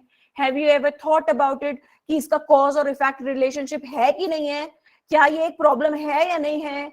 या ये स्ट्रक्चर क्या सही है क्या जो बना हुआ है? तो मुकुंदरा वाले जब करें तो हमें इस चीज पे एक मुद्दा उठाना चाहिए थ्रू द रिसर्च कि भाई अगर आप ये सेम चीज रिपीट कर रहे हो जो कि रणथंभौर में है तो बहुत गलत है। वाइल्ड लाइफ हैबिटेट के साथ में कितना गलत है, आप इंटरव्यू कर रहे हो बाकायदा। तो इस तरीके के इश्यूज आप उठा सकते हैं। अभी मैं जो एग्जांपल दे रही थी वो एग्जांपल ये था कि we are staying in Rajasthan. सबको पता है राजस्थान में बहुत प्यारे प्यारे रिसोर्ट्स हैं या नहीं है? हवेलीज हैं, बड़े बड़े रिसोर्ट्स हैं, बहुत शानदार शानदार हवेलीज हैं। आप कहीं भी, स्पेशली जोधपुर, उदयपुर, जयपुर, यहाँ तो इतने बड़े बड़े रिसोर्ट्स खुल चुके हैं, इतने बड़े बड़े ग्रैंड हवेलीज और सब है, अच्छी सिटीज में सब है। इवन छोटी सिटीज, आप छोटी सी प्लेस टाउन मंडावा जहाँ पे बजरंगी भाईजान की शूटिंग हुई थी उसकी बात कर लीजिए, आप जहाँ पीके की शूटिंग हुई है उसकी बात कर लीजिए। मंडावा तो स्मॉल टाउन है, वहां पे भी हवेलीज है। और कमाल की बात यह है कि Rajasthan is very very famous किसके लिए? पानी की कमी के लिए। है या नहीं है? है, प्रैक्टिकल है। The state of Rajasthan is very famous कि यहाँ पे गर्मी बहुत है, यहाँ पे पानी की कमी है, और हम सबको ये बात पता है। It's a very common thing. अब मुझे आप एक प्रश्न का जवाब दें यहाँ पर, ये जितने भी रिसोर्ट्स खुले हुए हैं, बड़ी बड़ी हवेलीज खुली हुई हैं, जितने भी हेरिटेज होटल्स खुले हुए हैं, इन हेरिटेज होटल्स में, इन रिसोर्ट्स में सबके सब मैक्सिमम ऑफ द रूम, अगर 25 रूम है तो 25 में से 20 रूम में बाथटब है या नहीं है बताओ? है मैम।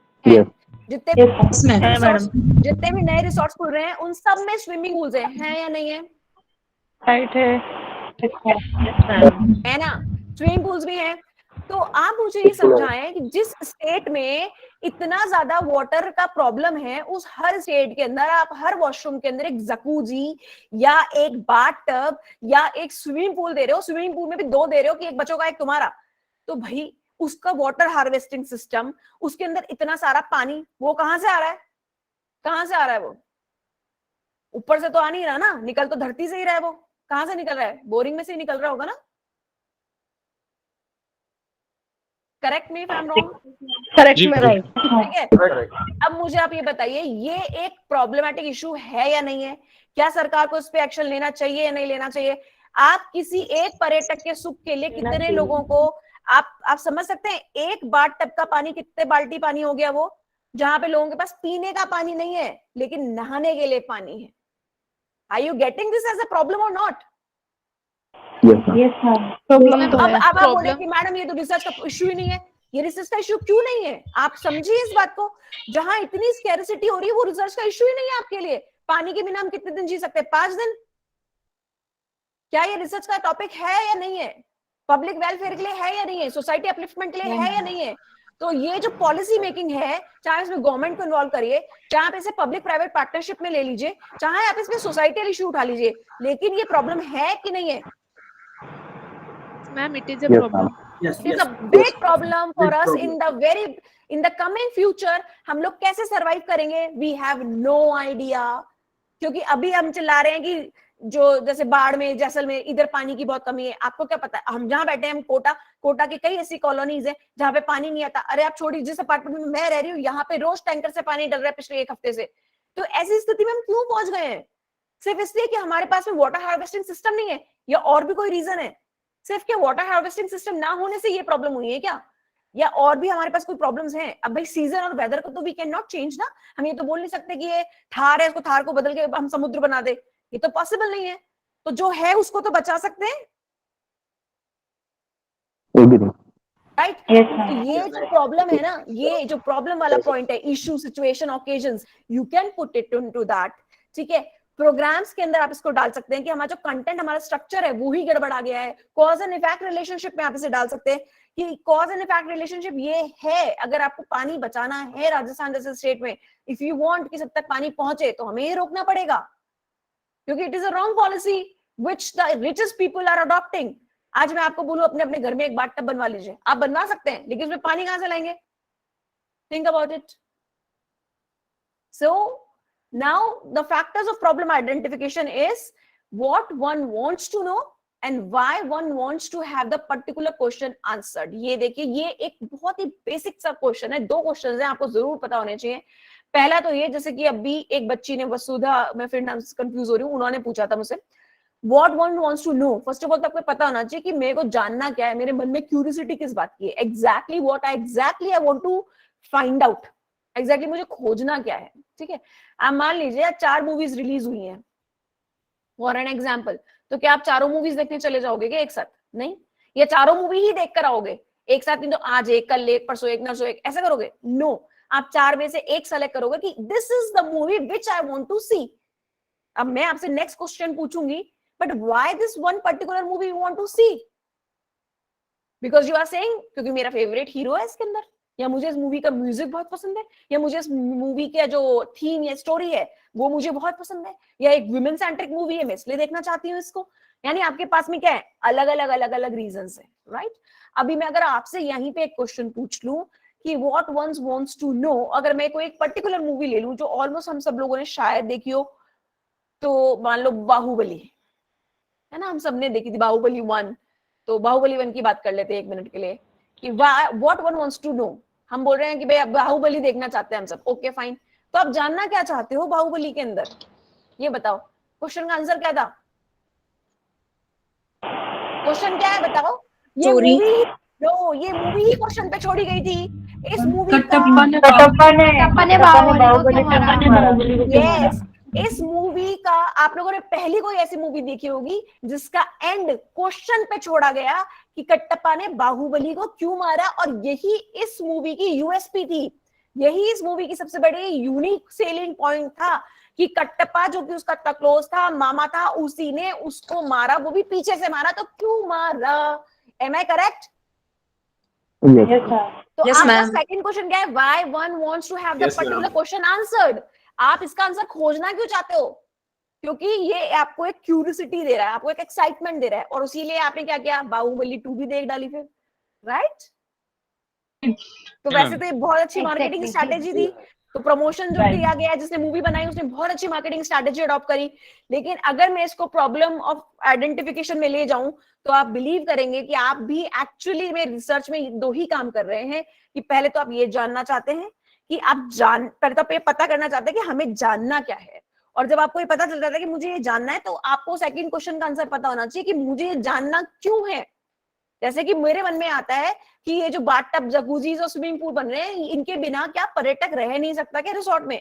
ये मेरे मन में क्वेश्चन आ रहा है बहुत दिनों से, क्यों नहीं रह सकता? ये this is what I want to research, कि इससे अगर एक रिसोर्ट में स्विमिंग पूल नहीं होगा, या मतलब स्विमिंग पूल तो होगा लेकिन हर बाथरूम के अंदर बाथटब नहीं होगा या जकूजी सिस्टम नहीं होगा, तो क्या पर्यटक डिससेटिस्फाई हो जाएगा या आना बंद कर देगा आपकी हवेली में? This is what I want to know. क्यों जानना चाहती हूँ मैं क्वेश्चन का आंसर? क्योंकि मुझे लग रहा है कि हमारे स्टेट में पानी की कमी हो रही है। मैं ये जानना चाहती हूँ कि गर्मियों की छुट्टियां आते ही सब शिमला मनाली ही क्यों जाते हैं? कहीं और बहुत सारी ठंडी जगह हैं, वहां क्यों नहीं चले जाते? नॉर्थ ईस्ट इतना खाली पड़ा रहता है, नॉर्थ ईस्ट में भी लोग जाने लग गए अब, लेकिन फिर भी comparative to Manali and Shimla खाली है वो। फिर भी मनाली, हिमाचल में बहुत सारी ऐसी प्लेसेस है। जीबी सुना है? कितने लोगों ने सुना है GB? It's JIBHI, GB, Tirthan valley है। अगर मैं यहाँ पे मनाली बोलूंगी ना तो पूरे 195 लोगों ने सुना हुआ है, लेकिन अगर मैं बोलूंगी have you ever visited Tirthan valley, तो यदा कदा मैं बोल रही हूँ 5 लोगों ने, 6-10 लोगों ने सुन रखा होगा। लेकिन तीर्थन वैली मनाली से भी ज्यादा खूबसूरत है और हिमाचल में ही है, लेकिन नहीं विजिटेड है। जीबी भी बहुत ज्यादा सुंदर है, मतलब इट इज सो, कुल्लू के सामने कुछ भी नहीं है जितना सुंदर जीबी है। लेकिन यहाँ पे 10 लोग होंगे जिनको पता होगा कि जीबी नाम की भी कोई जगह है, जबकि वो भी हिल स्टेशन है और उसी एरिया में ही है। लेकिन हम भाग कहाँ रहे हैं? एक्सप्लोर जो हम कर चुके हैं ऑलरेडी वहीं। तो फॉर्मुलेशन ऑफ रिसर्च में भी ये नहीं होना चाहिए, हम डुप्लीकेशन ऑफ वर्क नहीं करें, हम चार्मिंग ना बनाएं। This is again I want to say, ये इसमें मैंने इस पॉइंट को लिया है कि फैक्टर्स जो हैं which you need to keep in your mind while formulating a research problem. First of all, unnecessary duplication नहीं होना चाहिए आपके काम में। Duplication of the problem will make no sense, क्योंकि ऑलरेडी जिस पे काम हो चुका है, अगर उसी पे आप काम कर रहे हैं तो आपके काम में और उनके काम में रिसर्च करने का मतलब ही क्या है? It's research. हाँ, आप दोबारा से शोध करेंगे, research, so it is research, right? So why you are doing it if already someone has done it? ठीक है। सेकेंडली, आपका जो इंटरेस्ट है उस प्रॉब्लम में, कितना आपको इंटरेस्ट है, इस पे डिपेंड करता है। ठीक है। उसके बाद knowledge in the subject area, आपको उस एरिया में नॉलेज कितना है। जैसे अभी एक स्टूडेंट ने कहा कि वो पॉलिटिकल साइंस बैकग्राउंड से है, बट इंटरेस्ट इस एरिया स्पिरिचुअल में है उनका, तो ठीक है, इट्स ओके। इसका मतलब पॉलिटिकल साइंस की तो उनको नॉलेज है, बट स्पिरिचुअल की उनको खुद को नॉलेज, इंटरेस्ट होने से कुछ नहीं होता, उसमें आपको नॉलेज कंटेंट भी होना चाहिए। हमें नॉलेज है क्या उसकी? अगर है तो आपको उसी एरिया में जाना चाहिए जिसमें आपको इंटरेस्ट भी हो और जिसमें आपकी नॉलेज भी हो। उसके बाद में अवेलेबिलिटी ऑफ डेटा, आपको डेटा सेकेंडरी प्राइमरी दोनों अवेलेबल हो जाए, ऐसा आपका एक स्टेटमेंट होना चाहिए। Relevant in the present time, मैंने आपको पहले भी कहा, past is a history and future is a mystery, be in present, so think about the present keeping in view the futuristic vision. ठीक है। Hold some importance of the future, same point आ गया कि future में वो कुछ importance रखे, जैसे कि मैंने अभी आप लोगों से डिस्कस किया था, अगर हम फिजिकली चैलेंज लोगों की बात करते हैं, add value to the society, कोई ना कोई वैल्यू वो जरूर ऐड करे। जैसे ऐश्वर्या राय ने कांस में ऐसी ड्रेस क्यों पहनी? Adds no value to this society. ठीक है, तो this should add some value to the society. आप लोगों ने न्यूज़पेपर में कितनी बार ऐसी न्यूज पढ़ी होगी जो कि कोई वैल्यू ऐड नहीं करती है, लेकिन फिर भी न्यूज होती है अखबार के अंदर, राइट? उसको पढ़ के कभी कभी हमें हंसी भी आ जाती है कि यार ये न्यूज क्यों दी है, what is the relevant to give this news in the paper. आप लोगों ने कई बार पढ़ा होगा ऐसा कोई न्यूज जिसको पढ़ के आपको लगा होगा कि इसका रेलेवेंस क्या है, ये दी क्यों है आखिरकार न्यूज इसके अंदर। मान लीजिए कोई लिख दे, डॉक्टर अनुकृति शर्मा को एक्स ने जन्मदिन के दिवस पे बधाई दी, और आप इसे अखबार में पढ़ रहे हैं, how you will feel about it? You will feel funny. Why? Because it is adding no value to the society.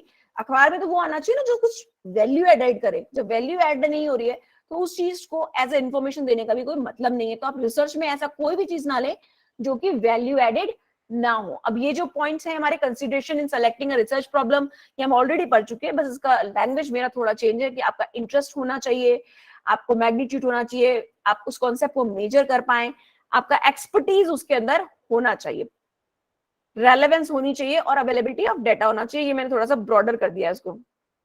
अब now process of formulation of a research, simple से स्टेप्स हैं. ग्रुप डिस्कशंस में आपको बोल चुकी हूँ कि आप ग्रुप डिस्कशन जरूर करिएगा. कभी भी आप एक रिसर्च फॉर्मुलेशन करें तो अपने आप में बैठ के चिंतन मनन ना करें, वो करें लेकिन उसके साथ में एक ग्रुप डिस्कशन जरूर करें. वो ग्रुप डिस्कशन के लिए ये जरूरी नहीं है आप स्कॉलर्स के साथ में बैठे या आप सुपरवाइजर के साथ ही बैठे या आप जो पहले के उन सुपरवाइजर के अंडर में स्कॉलर्स है उनके साथ बैठे. आप ग्रुप डिस्कशन किसी के भी साथ कर सकते हैं. मैं तो कह रही हूँ सब्जी वाले के पास अगर आप सब्जी खरीद रहे हैं ना और 4 लोग खड़े हैं तो भी आप एक ग्रुप डिस्कशन चालू कर सकते हैं कि ऐसा हो रहा है आजकल सोसाइटी में कि ठीक है क्या. It is just a group discussion where you want to take the view point, जहां पे आपको ओपिनियन लेने, जहां पे आपको सजेशन लेने, क्योंकि वो सजेशन फेक नहीं होगा. अभी आप मुझसे कोई क्वेश्चन फॉर्मली इस प्लेटफॉर्म पे पूछ लो कि मैम ऐसा, तो हो सकता है मुझे 2 बार सोच के जवाब देना पड़े क्योंकि I am on a formal platform. लेकिन अगर मान लो मैं सब्जी खरीद रही हूँ, आप बगल में खड़े होकर सब्जी खरीद रहे हो मेरे साथ और एक इनफॉर्मल हम बातें कर रहे हैं दोनों, है ना, और आपने मुझसे क्वेश्चन में क्वेश्चन पूछ डाला, उस टाइम मेरा आंसर फेक नहीं होगा, वो आंसर मेरा रियलिस्टिक आंसर होगा. और रिसर्च के लिए बहुत इंपॉर्टेंट होती है कि आपका जो प्रॉब्लम या सब्जेक्ट है या जो इवन डेटा है जो क्वेश्चन के थ्रू निकालें वो रेलेवेंट होना चाहिए. और इसीलिए कम से कम पर्सनल इंफॉर्मेशन क्वेश्चनर में डालनी चाहिए आप लोगों को. जब आप क्वेश्चनर फॉर्मुलेट करें तब भी जितनी कम पर्सनल इंफॉर्मेशन लेंगे उतना ही बेहतर होगा. ठीक है. एक सिस्टमैटिक आप इंक्वायरी करें, सिस्टमैटिक इंटरव्यू, जैसे मैंने आपको बोला था कि आप इंटरव्यू मेथड यूज कर सकते हैं, तो वो एक सिस्टमैटिक इंक्वायरी हो गई जहां पे आपको लगता है कि किसी एक्सपर्ट से आपको राय मशवरा करना चाहिए. वो एक सिस्टमैटिक वे हो सकता है जहां पे आप क्वेश्चंस फॉर्मुलेट कर लें कुछ एक और आप उनसे रूबरू हो जाएं, तो एक सिस्टमैटिक इंक्वायरी हो जाएगी वो. या फिर मान लीजिए आप किसी जगह पे जाकर एक डेटा निकाल के लाते हैं, सेकेंडरी डेटा, तो वो एक सिस्टमैटिक इंक्वायरी है. Survey of the existing review of literature, वो मैं आपको ऑलरेडी बता चुकी हूँ कि जब भी आप एक रिसर्च फॉर्मुलेशन करें सबसे पहले रिव्यू ऑफ लिटरेचर से स्टार्ट करें, ना कि टॉपिक्स ऑफ पीएचडी से, क्योंकि टॉपिक कुछ भी हो सकता है लेकिन रिव्यू ऑफ लिटरेचर उसमें एकदम से जान डाल देगा. So go with the review of literature rather than going on the topic. और यही हम लोग थोड़ा सा और ब्रॉडर कर लेते हैं. Identify the subject area of your interest. ठीक है. Decide the subject area into सब एरियाज. आप जो भी सब्जेक्ट ले उसको सब एरियाज में भी डिवाइड करें कि मैं आगे क्या करूंगा इसमें, जिसमें आपको इंटरेस्ट है उसी को सेलेक्ट करें. क्वेश्चंस पूछें, ऑब्जेक्टिव्स को फॉर्मुलेट करें, ऑब्जेक्टिव्स को किस तरीके से आप प्राप्त करेंगे वो करें और उसके बाद में उसको डबल चेक यानी उसको एनालिटिकल व्यू पॉइंट से भी देखें. ओके. और ये मेरी लास्ट स्लाइड है, इसके बाद में मेरा लेक्चर खत्म होने वाला है, फिर हम 2 मिनट क्वेश्चन आंसर राउंड कर लेंगे. एक छोटी सी चीज मैं यहाँ पे, क्योंकि मैं टूरिज्म से हूँ, एक छोटा सा प्रश्न आप सभी से. 140 कंट्रीज में से इंडिया जो है वो 8th है कल्चरल रिसोर्सेज और बिजनेस ट्रैवल के अंदर. ओके. 13th है वो टूरिज्म प्रोडक्ट की कॉम्पिटेंसीज में ऑल ओवर द ग्लोब. 13वीं रैंक पे आता है प्राइस कॉम्पिटेंसीज में. हम जो टूरिज्म प्रोडक्ट्स हमारे यहाँ से जा रहे हैं वो 13th है. नेचुरल रिसोर्सेज में world economic forum travel and tourism competitiveness report के अकॉर्डिंग 14th रैंक है हमारी. ठीक है. उसके बाद में भी इतनी अच्छी रैंकिंग होने के बाद में भी जब हम ओवरऑल इसको फाइंड आउट करते हैं तो हम 34th नंबर पे चलाते हैं. मतलब 140 कंट्रीज में से 8वें नंबर पे कल्चरली हम रिच हैं. ठीक है. टूरिज्म प्रोडक्ट्स में सस्ते के नाम पे 13th हैं हम. ओके. और नेचुरल रिसोर्सेज इंडिया के 14th रैंक हमें देती है. मतलब सब 20 से ऊपर है, लेकिन जैसे हम ओवरऑल फाइंड आउट करते हैं तो हम 34th चले जाते हैं. तो क्या आपको इसका रीजन समझ में आ रहा है, ऐसा क्यों हो रहा होगा? क्या ये एक प्रॉब्लम है? मैं बता देती हूँ, है प्रॉब्लम ना. अब इसका एक छोटा सा एक इसको और एलोबरेट मैं ही कर देती हूँ. 11 million foreign tourists arriving in India every year before this COVID. ठीक है. 11 million foreign tourists growing on 3.5% rate. ठीक है. Every year. और इंडिया की जो टूरिज्म इंडस्ट्री है वो 9% जीडीपी दे रही है कंट्री का. ओके. और पेंडेमिक के बाद में क्या हुआ, एकदम से हॉल्ट आ गया, मतलब एकदम सब होल्ड पे चला गया एक तरीके से कह सकते हो, या एक स्टेबिलिटी आ गई, या रुक गया सब कुछ. और 12% इंडिया की जो पॉपुलेशन है वो अनएम्प्लॉयड हो गई, जॉबलेस हो गई. ये हुआ कोविड का इम्पैक्ट. ओके. अब इसमें मैंने आपको 2 पॉइंट्स दिए हैं. वन पॉइंट इज दिस कि 34th नंबर पे हम क्यों हैं, इसका कारण खोजिए. तो क्या ये एक फॉर्मुलेशन ऑफ रिसर्च प्रॉब्लम है? दूसरा, यस मैम, ओके, दूसरा हमारा पॉइंट ये है कि पैंडेमिक से जो जॉब लॉसेस हुए हैं या बिजनेस लॉस हुआ है, क्या ये एक रिसर्च प्रॉब्लम क्रिएट हो सकती है, नहीं हो सकती? Formulation of research problem, can we do it और नॉट? यस मैम, हो सकती है मैम। हो सकती है ना. अब इसका सोल्यूशन, कोई क्लास नहीं ले रही हूँ, एक बहुत जनरल बात करें, इसका आपको सोल्यूशन क्या नजर आता है? हम क्या करें इसके लिए? मतलब किस तरीके से हम लोगों को वापस से एम्प्लॉयबिलिटी दे सकते हैं, किस तरीके से उनके बिजनेस वापस खड़े कर सकते हैं, किस तरीके से हम इंडिया की जो इकोनॉमी है जो टूरिज्म से कनेक्टेड थी उसको वापस हम ला सकते हैं, किस तरीके से? मतलब एक जनरल लेमैन लैंग्वेज में हमें जो बता सकते हैं, जो भी बताना चाहे कि हम क्या करें ऐसा.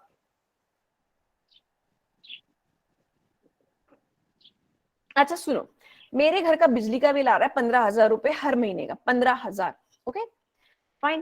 पहले जब सर्दियां थी तब वो आता था 2,000 रुपए, और 1,000, 2,000, 3,000. जैसे गर्मियां स्टार्ट हुई आए हैं 10, 11, 12, 13, 15. इस बार 15,000 का बिल आ गया मेरा बिजली का.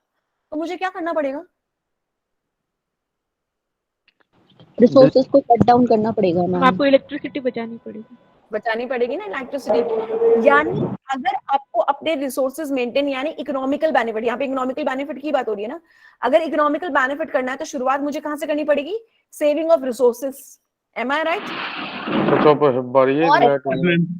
दूसरे शब्दों में हम कह सकते हैं कि using the resources in the correct वे.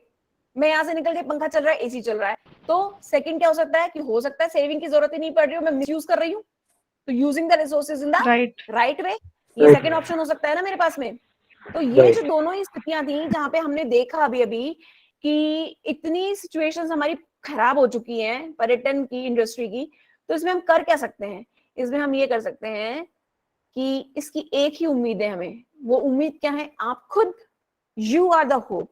तभी तो मैंने बोला कि मेरे घर में, तो हु इज द होप? आप थोड़ी ना आके इलेक्ट्रिसिटी सेव करेंगे मेरे घर की, कर सकते हैं क्या? नहीं ना. Who is the hope? I am the hope, I can do it. ऐसे ही कंट्री किसकी है? कंट्री किसकी? हम सभी की. जी भी हमारी है, सभी की है ना. तो हम सभी की है, तो who will take the responsibility of this country? इसको इकोनॉमिकली बेनिफिशियल देने के लिए we will take the responsibility, ma'am. We all take. And how we will take it now? By this last slide of my, कि ये मत सोचो कि देश तुम्हें क्या देता है, सोचो ये कि तुम देश को क्या दे सकते हो. Yes, ma'am. क्या दे सकते हो तुम देश में? You can give this if you are not traveling only and only abroad and foreign countries, rather you are traveling to the domestic places, rather than that you are traveling to the unexplored places जहां पे लोग सिर्फ Maggi बेच के या चाय बेच के अपना व्यवसाय चला पा रहे हैं. ऐसी जगहों पे जब आप विजिट कर रहे हैं तो आप क्या कर रहे हैं? इकोनॉमिकली लोगों को सपोर्ट कर रहे हैं आप. और सिर्फ देश आपको नहीं दे रहा, क्योंकि हम देश को तो बोल रहे हैं कि ये कर दिया देश ने, वो कर दिया देश ने, आप भी कुछ देश को दे रहे हैं. और इसीलिए रिसर्च इज इंपॉर्टेंट. तभी मैं आपको बार बार कह रही हूं, जब भी आप रिसर्च का टॉपिक सेलेक्ट करें, हमेशा रिसर्च का टॉपिक आप ऐसा सेलेक्ट करें जो कि community upliftment, input plus output देने वाला हो. Otherwise there is no fun to do the research work. आप आज ही छोड़ दीजिए.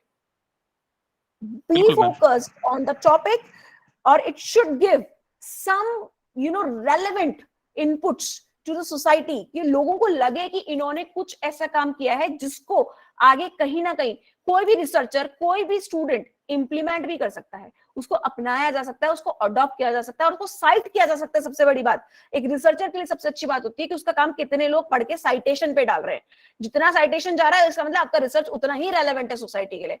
सो try to do that as much as you can. spread your wings, create your network. मुझे पता नहीं है आप लोग जितने भी स्कॉलर्स हैं, अभी तो मुझे ये भी डाउट है कि आप लोग एक दूसरे को जानते हैं या नहीं जानते हैं. दो we are in online way, लेकिन आपका कोई ग्रुप होगा, कुछ ना कुछ तो ऐसा बनाया होगा ऑफ कोर्स रिसर्च डिपार्टमेंट ने. how many of you are interacting with each other? how many of you know names of each other? I think बहुत ही रेयर स्टूडेंट्स होंगे जिनको एक दूसरे का नाम पता होगा या इंटरेस्ट एरिया पता होगा. तो जो हम इतने सारे स्टूडेंट्स हैं, हम आपस में इंटरेक्ट नहीं कर रहे, तो फिर आप सोसाइटी से कैसे इंटरेक्ट कर पाएंगे? आप ये खुद सोचिए. सो फॉर्मुलेशन ऑफ रिसर्च जब भी आप करने जा रहे हैं, तो प्लीज ये थोड़े बहुत पॉइंट्स जितने भी मुझे नॉलेज थी मैंने आप लोगों के साथ शेयर करिए. And I hope it will be a useful lecture for you. और मैंने बहुत ज्यादा आप लोगों को परेशान नहीं किया होगा. और with this note I want to end my talk, although मैं 15 मिनट पहले छोड़ रही हूँ आपका लेक्चर। आई थिंक 12:30 तक है मेरा। और समझाओ मैम, आपका बहुत अच्छा लग रहा है, आप और समझाते रहिए। ग्रेट लेक्चर, ग्रेट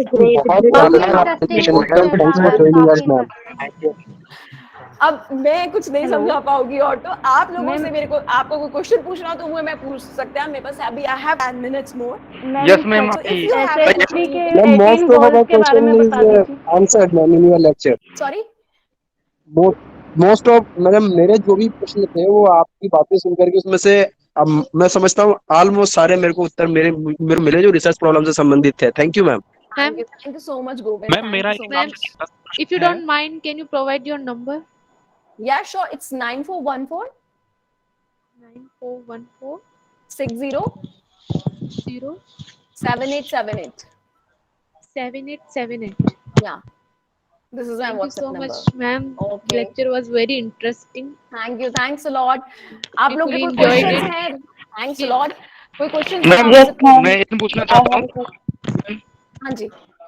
मैम ये प्रश्न पूछना चाहता हूँ, मैम इस रिव्यू ऑफ लिटरेचर हम अच्छे से कहाँ से प्राप्त कर सकते हैं? देखिए review of literature it depends कि आपका टॉपिक क्या है। कई बार तो आपको आराम से सर्च इंजन पे मिल जाएगा, जैसे गूगल वगैरह पे आपको इजीली मिल सकता है review of literature. Other than that अगर आपके कोई पर्टिकुलर जर्नल्स हैं तो आजकल तो मैक्सिमम जर्नल्स ऑनलाइन अवेलेबल हैं, तो आप ऑनलाइन जर्नल्स से भी सर्च आउट कर सकते हैं। उसके अलावा आप लाइब्रेरी की बुक्स से भी ले सकते हैं, लेकिन मैं थोड़ा सा आई एम सॉरी बट मतलब अपना अपना एक कप ऑफ टी होता है। मैं थोड़ा सा बुक्स मैं लिखती जरूर हूँ किताबें, लेकिन मैं रिव्यू ऑफ लिटरेचर के लिए बुक्स पे इतना रिलाई नहीं करती, क्योंकि एट टाइम्स बुक्स का जो डेटा होता है वो मुझे थोड़ा आउटडेटेड लगने लग जाता है। तो जितना ज्यादा रेलेवेंट और जितना ज्यादा न्यू पढ़ेंगे ना आप, अगर मान लीजिए आप 2022 में रिसर्च कर रहे हैं और आप डेटा डाल रहे हैं 2017 तक का या 18 तक का या मैक्सिमम 19-20 तक का, तो क्या है वो जो रिसर्च में आपने रिव्यू डालेंगे ना वो थोड़ा सा वेग लगेगा। क्योंकि भाई आप 22 में सबमिशन कर रहे हो, मान लो आप है ना 2 साल बाद आप सबमिट कर रहे हो और आपका जो वर्क है वो सिर्फ 18 या 19 तक का या 20 तक का साइटेड है, तो मतलब आपके पास टाइम तो था, आप चाहते तो 2021 जनवरी फरवरी तक का भी डेटा आप ले सकते थे। तो जितना ज्यादा आप न्यू डेटा लेंगे ना उतनी ही ज्यादा रिसर्च आपकी प्रैक्टिकल नजर आएगी, क्योंकि जब भी न्यू डेटा है इसका मतलब उसमें इंफॉर्मेशन भी न्यू आ गई, अपडेशंस आ गए। अगर मैं कल तक बात कर रही थी इंडस्ट्री 2.0 की इन कंप्यूटर, तो now I have to talk about 4.0 और 5.0। अब मैं 2.0 को बोलती रहूं कि वेब 1.0 वेब 2.0, तो वो इररिलेवेंट हो जाएगा मेरे लिए, क्योंकि अब ट्रेंड क्या है, it is a trend of web 4.0 web 5.0। तो अभी मैं 2211 चिल्ला रही हूँ उस रिव्यू ऑफ लिटरेचर में, उसको कोई मतलब ही नहीं है सबमिशन का। तो रिव्यू ऑफ लिटरेचर जब भी आप खोजें तो हमेशा लेटेस्ट से स्टार्ट करें कि लेटेस्ट क्या है उसको सबको, लेकिन आपको जॉट डाउन करना पड़ेगा। ये नहीं कि लेटेस्ट, एक चीज ध्यान रखिएगा, हालांकि फिर से वो ये मेरा टॉपिक नहीं है review of literature, but review of literature should be always like a story telling. आपको ये सोचना है कि जो मेरा इंटरव्यू लेने आ रहा है वो कुछ नहीं आता उसको। ये मान लो कि मुझे कुछ भी नहीं आता, मैं आई हूं आपका इंटरव्यू लेने पीएचडी का और मुझे कुछ नहीं आता, तो आप ये मान लो कि आपको मुझे समझाना है कि राम दशरथ के पुत्र थे, मुझे तो ये भी नहीं पता। आप तो ये मान के चलो राम किससे लड़े, रावण से लड़े, मुझे तो ये भी नहीं पता। मतलब मुझे कुछ नहीं पता अगर आप रामायण लिख रहे हो तो आपको ये समझना है कि सामने वाले को पता ही नहीं है रामायण क्या है, बस उसको पता है कि रामायण आप मुझे देने वाले हो, लेकिन मुझे नहीं पता कि रामायण क्या है। It should be like this कि वो जीरो से स्टार्ट होके एंड तक पहुंचेगी।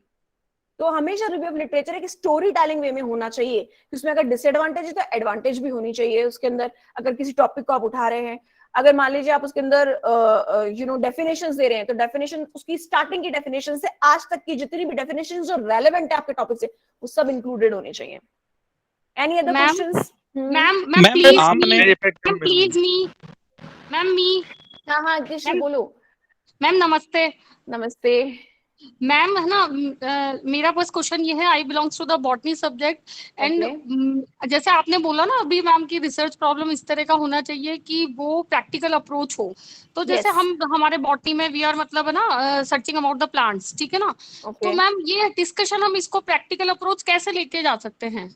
वी फ्यूचर मान लो in case I had completed my PhD and मतलब नेक्स्ट मेरा टारगेट है कि I want to do some business, ठीक है ना। तो हम इसको प्रैक्टिकल अप्रोच बिजनेस या मैं ये पूछना चाहती हूँ कि जैसे लोग हमारे जैसे मैंने ये पीएचडी किया तो लोग इससे कैसे बेनिफिशियल हो सकते हैं? तो basically you want to do a research work which is related with plants if I am not wrong. हाँ या राइट? सो अब देखो, एक्चुअली आपके सब्जेक्ट की नॉलेज तो नहीं है मुझे, but as far as I know, अगर आप कोई भी ऐसा टॉपिक ले रहे हो और if you belong from this state only, from Rajasthan, तो आप कुछ ऐसी चीजें लो जिससे आप ये बता सकते हो कि हमारी जो, अगेन देखो, आपको 4 पीस में से एक भी उठाना पड़ेगा, आपको कॉज एंड इफेक्ट रिलेशनशिप भी आप उठा सकते हो कि किस तरीके के प्लांटेशन हमें करने चाहिए, कौन सी ऐसी जगह होनी चाहिए जहां पे प्लांटेशन होने चाहिए, या कौन सा ऐसा हॉलिस्टिक व्यू होना चाहिए या ओपिनियन होना चाहिए, जिस तरीके के प्लांट्स हम लोग लगाएं जो हम लोगों को वाटर हार्वेस्टिंग के भी काम आए, जो ग्रीनरी के भी काम आए, जिनकी लाइफ स्पैन लॉन्ग हो। आप लोगों ने देखा होगा कि ज्यादातर नीम के प्लांट्स बहुत लगाते हैं, क्योंकि नीम का क्या पौधा पानी कम लेता है और लाइफ स्पैन ज्यादा होता है इसका। सो इस तरीके की चीजें जो कि रेलेवेंट साउंड करें, आप इस तरीके का कोई रिसर्च कर सकते हो कि ये भी एक खोज ही तो है कि अगर आप ये सर्च करके बता रहे हो कि अगर समर ज्यादा है तो आप इस तरीके का काम करें तो it will be relaxing for you, so you can do this sort of things. क्योंकि हमारे यहाँ पे तो बहुत बड़ा प्रॉब्लम है, राजस्थान में तो ग्रीन स्टेट कह ही नहीं सकते, तो आप ग्रीनरी कैसे स्प्रेड करें, this can be a research work also, how to spread greenery in this area which is absolutely desert area. Excuse me, ma'am. Yeah, ma'am, thank you so much. What a lovely presentation you have. And मेरे ख्याल से हम सब जितने लोग यहाँ पर देख रहे हैं ना मैम, hopefully everyone मतलब get the benefit from you. Thank you so ma'am, much. मेरा एक आपसे छोटा सा प्रश्न है मैम आपसे। Thank you. हाँ, मैम, मैं आपको पूछना चाहता था कि हम जो रिसर्च करें वो हमारा केवल प्रॉब्लम बेस्ड होना चाहिए या फिर उसमें सॉल्यूशंस भी होने चाहिए? कहीं ना कहीं मैम एक बहुत अच्छा क्वेश्चन पूछा है आपने, बहुत ही प्यारा क्वेश्चन है। और लेट मी टेल यू, अगर मैं आज आपको सिर्फ, मान लीजिए अगर जैसे मेरा लेक्चर हुआ, अपन तो छोड़ो रिसर्च की बात, 2 मिनट हट जाओ उस टॉपिक से, मैं तो बोल रही हूँ कि अपन लोग बात कर रहे हैं आज और ये लेक्चर चल रहा था मेरा, अगर मैं आज आपको सिर्फ प्रॉब्लम ही प्रॉब्लम बताती रहती, ये प्रॉब्लम है, ये प्रॉब्लम है, ये प्रॉब्लम है, ये प्रॉब्लम है, और सोल्यूशन एक भी नहीं बताती, तो क्या ये रिसर्च, ये जो लेक्चर आपने 2 घंटे अपने इन्वेस्ट किए मेरे साथ में, क्या ये वर्थ होते आपके लिए? नो, इट इज जीरो वटा सन्नाटा for you, of course, because मैं यहाँ पे क्या बोल रही हूँ, प्रॉब्लम। हमेशा आप ध्यान रखिए, एक प्रॉब्लम जब आप डिफाइन करते हैं और उसका सोल्यूशन आप नहीं देते हैं तो कोई फायदा ही नहीं उस प्रॉब्लम को उठाने का। उस प्रॉब्लम को बोल के होगा क्या, जिसका सोल्यूशन ही नहीं निकाला आपने। कोई भी रिसर्च वर्क आप जब कर रहे हैं, अगर उसमें प्रॉब्लम आप रेज कर रहे हैं तो हमारा एम ही ये है कि उसको हमें कंक्लूड करना है with solution, and that too कि अभी ये पॉसिबिलिटी और थी जो मैं नहीं कर पाया, लेकिन आने वाले लोग कर सकते हैं। जी मैम, आपने जो लास्ट में जो मुझे बात बताई वो मेरे लिए एक तरीके से मील का पत्थर है। आपने कहा कि कोई करे या ना करे, प्रत्येक व्यक्ति को ये सोचना चाहिए कि पूरा देश मुझसे चल रहा है और मैं अपना 100% दूं। क्योंकि हमने मैम यही चीज देखी, हम हमेशा जब भी पढ़ते हैं तो सैद्धांतिक रूप से पढ़ते हैं, देश का विकास होना चाहिए, गंदगी साफ होनी चाहिए। ये जो चाहिए वर्ड है ना मैम, हर किसी व्यक्ति को आलसी बना देता है। मैंने आपसे कहा कि मैम हमें इसको साथ लेके चलना है, तो आपने भी सोच लिया हाँ साहब चाहिए तो चाहिए, हम क्या कर सकते हैं इसमें। नहीं, आप सही कह रहे हैं, आप बिल्कुल सही कह रहे हैं, मैं आपसे 100% सहमत हूँ। और थोड़ा सा लेक्चर से अलग हटके मैं एक चीज और भी यहाँ पे कहना चाहूंगी, बिकॉज हम सबको बहुत आगे तक चलना है, कि एक किसी भी संस्थान में देख लीजिए या किसी घर में देख लीजिए, कोई बड़ी बात नहीं, आप कहीं पे भी अपनी फैमिली में देख लीजिए, आप किसी ऑर्गेनाइजेशन, हमारी यूनिवर्सिटी में देख लीजिए, आप कहीं भी देख लीजिए, जो इंसान आगे बढ़ के रिस्पॉन्सिबिलिटी बेयर कर सकता है और आगे बढ़ के रिस्पॉन्सिबिलिटी लेने की क्षमता रखता है, डिसीजन भी उसी के पास जाते हैं ज्यादातर। तो अगर आप मैंने आपको पहले सेकंड स्लाइड में बताया था कि कार के ड्राइवर बनिए आप, take the steering of your car in your hand, don't be a back seater in that car. अगर आप चाहते हैं कि कार का स्टीयरिंग आपके हाथ में हो, टीवी का रिमोट आपके हाथ में हो, तो आपको सबसे पहले रिस्पॉन्सिबिलिटी टेकर बनना पड़ेगा, क्योंकि जो जिम्मेदारी उठा सकेगा वही निर्णय भी ले सकेगा उस काम का। सो मैम, आप एक बार अपना जो नंबर है वो रिपीट कर देंगे मैम? एक बार आपका नंबर रिपीट कर देंगे मैम? मैं चैट बॉक्स में डाल रही हूँ। बताइए मैम, मेरा ये क्वेश्चन है कि जैसे सोशल साइंस है तो वो यूजुअली इंटरकनेक्टेड होता है, हर एक चीज, इकोनॉमिक्स, पॉलिटिक्स और पॉलिटिक्स ऐसे।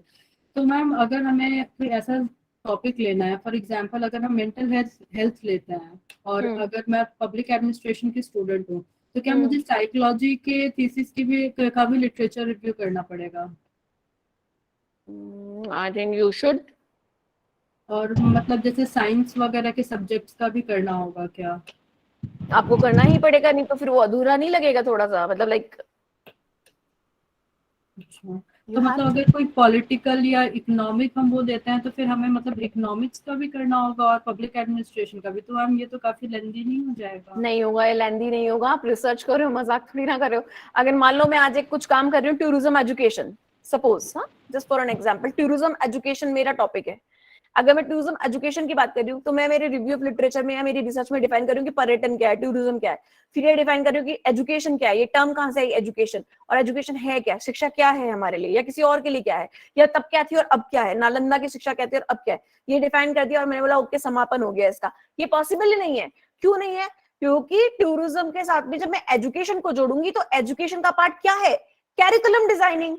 कैरिकुलम क्या है, सिलेबस क्या है उसका, ठीक है, उसमें इंडस्ट्री पार्टिसिपेशन कितना है उसके अंदर, ये तो ऑटोमेटिक पार्ट आएगा, क्योंकि एजुकेशन अपने आप में एक बहुत बड़ा वास्ट सब्जेक्ट है।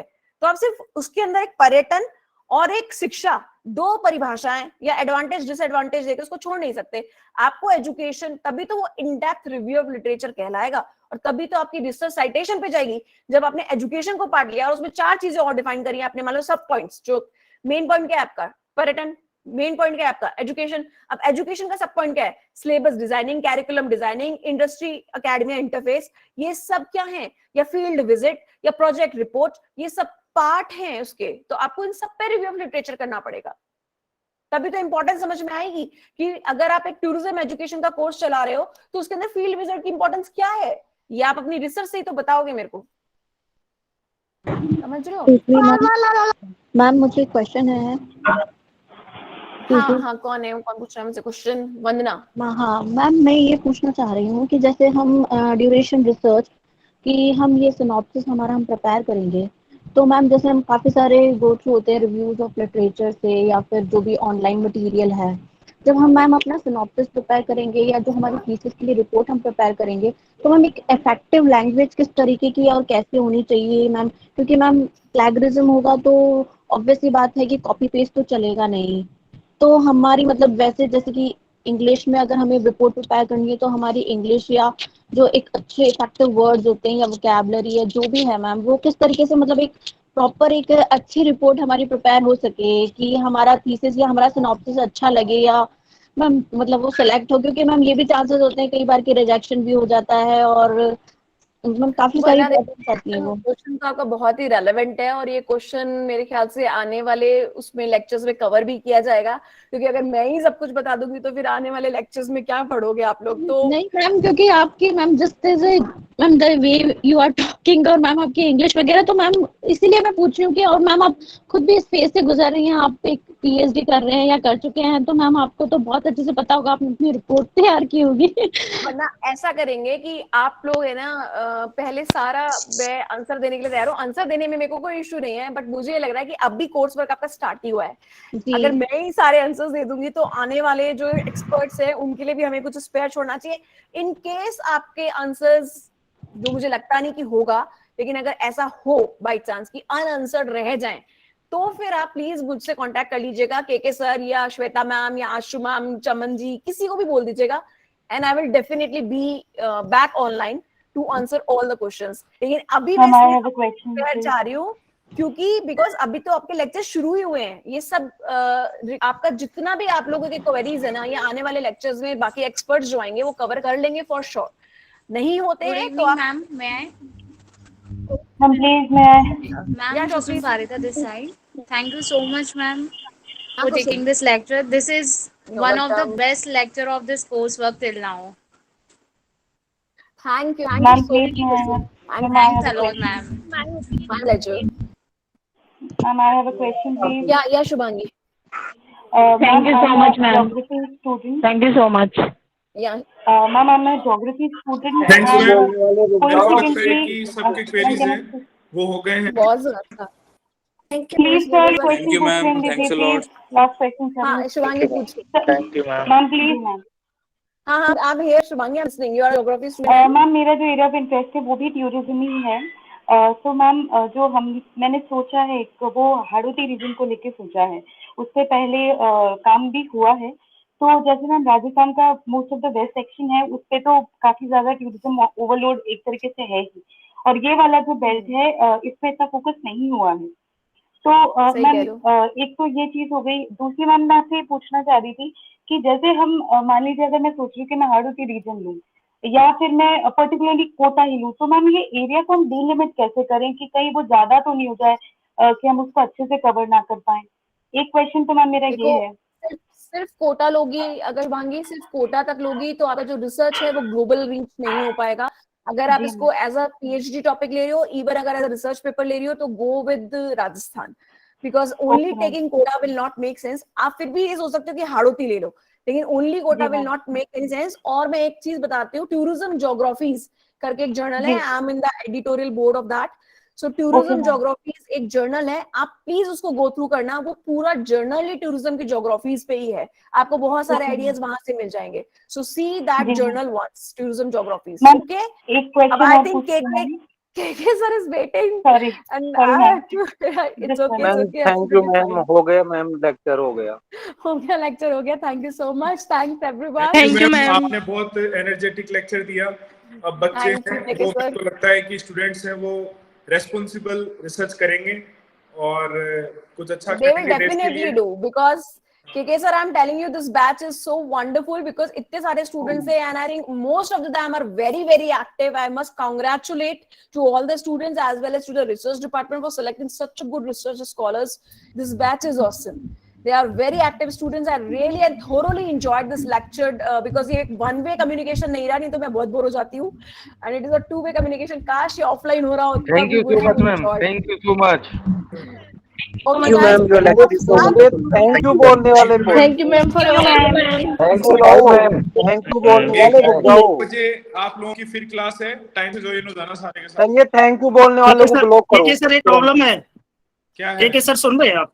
हाँ बताइए। सर मैंने आपको एक मैसेज भी किया था कि मैं व्हाट्सएप वेब जो लैपटॉप पे चलता है उसके माध्यम से जुड़ा हुआ था और कंटिन्यूस जुड़ा हूँ, और तो मोबाइल में जो ईमेल है वो अलग है, लैपटॉप में ईमेल अलग है। मैंने जो दिया है देखो, आप लोग है ना, लाइफ को इतना कॉम्प्लिकेट मत करो कि इतनी सारी आईडी बनाओ, एक आईडी से ज्वाइन करें और वो आईडी आप रिसर्च सेक्शन में उसको नोटिफाई करा दें, क्योंकि ऐसे हमारे लिए मैनेज करना बहुत मुश्किल हो जाएगा कि आप अलग जॉइन से रजिस्ट्रेशन कर रहे हैं, अलग जॉइन से आईडी से ऐड हो रहे हैं, क्योंकि ऐसा हमारे सारे दिन यही काम नहीं है हमारे पास। नहीं तो अब तक कैसे प्रेजेंट तो ईमेल आईडी से होगी ना? आप अपनी एप्लीकेशन पहुंचवाओ विपुल जी के पास में प्रॉपर, और जिस आईडी से आप रजिस्टर हुए हैं उसी आईडी से आप अपनी क्लास लें। सर ये प्रेजेंट तो ईमेल आईडी से होगी ना? हाँ, ईमेल आईडी से होगा, और आपका टोटल एक्टिव टाइम है वो भी मैं आपको मेल करवा दूंगा सबको, ठीक है ना? Okay sir.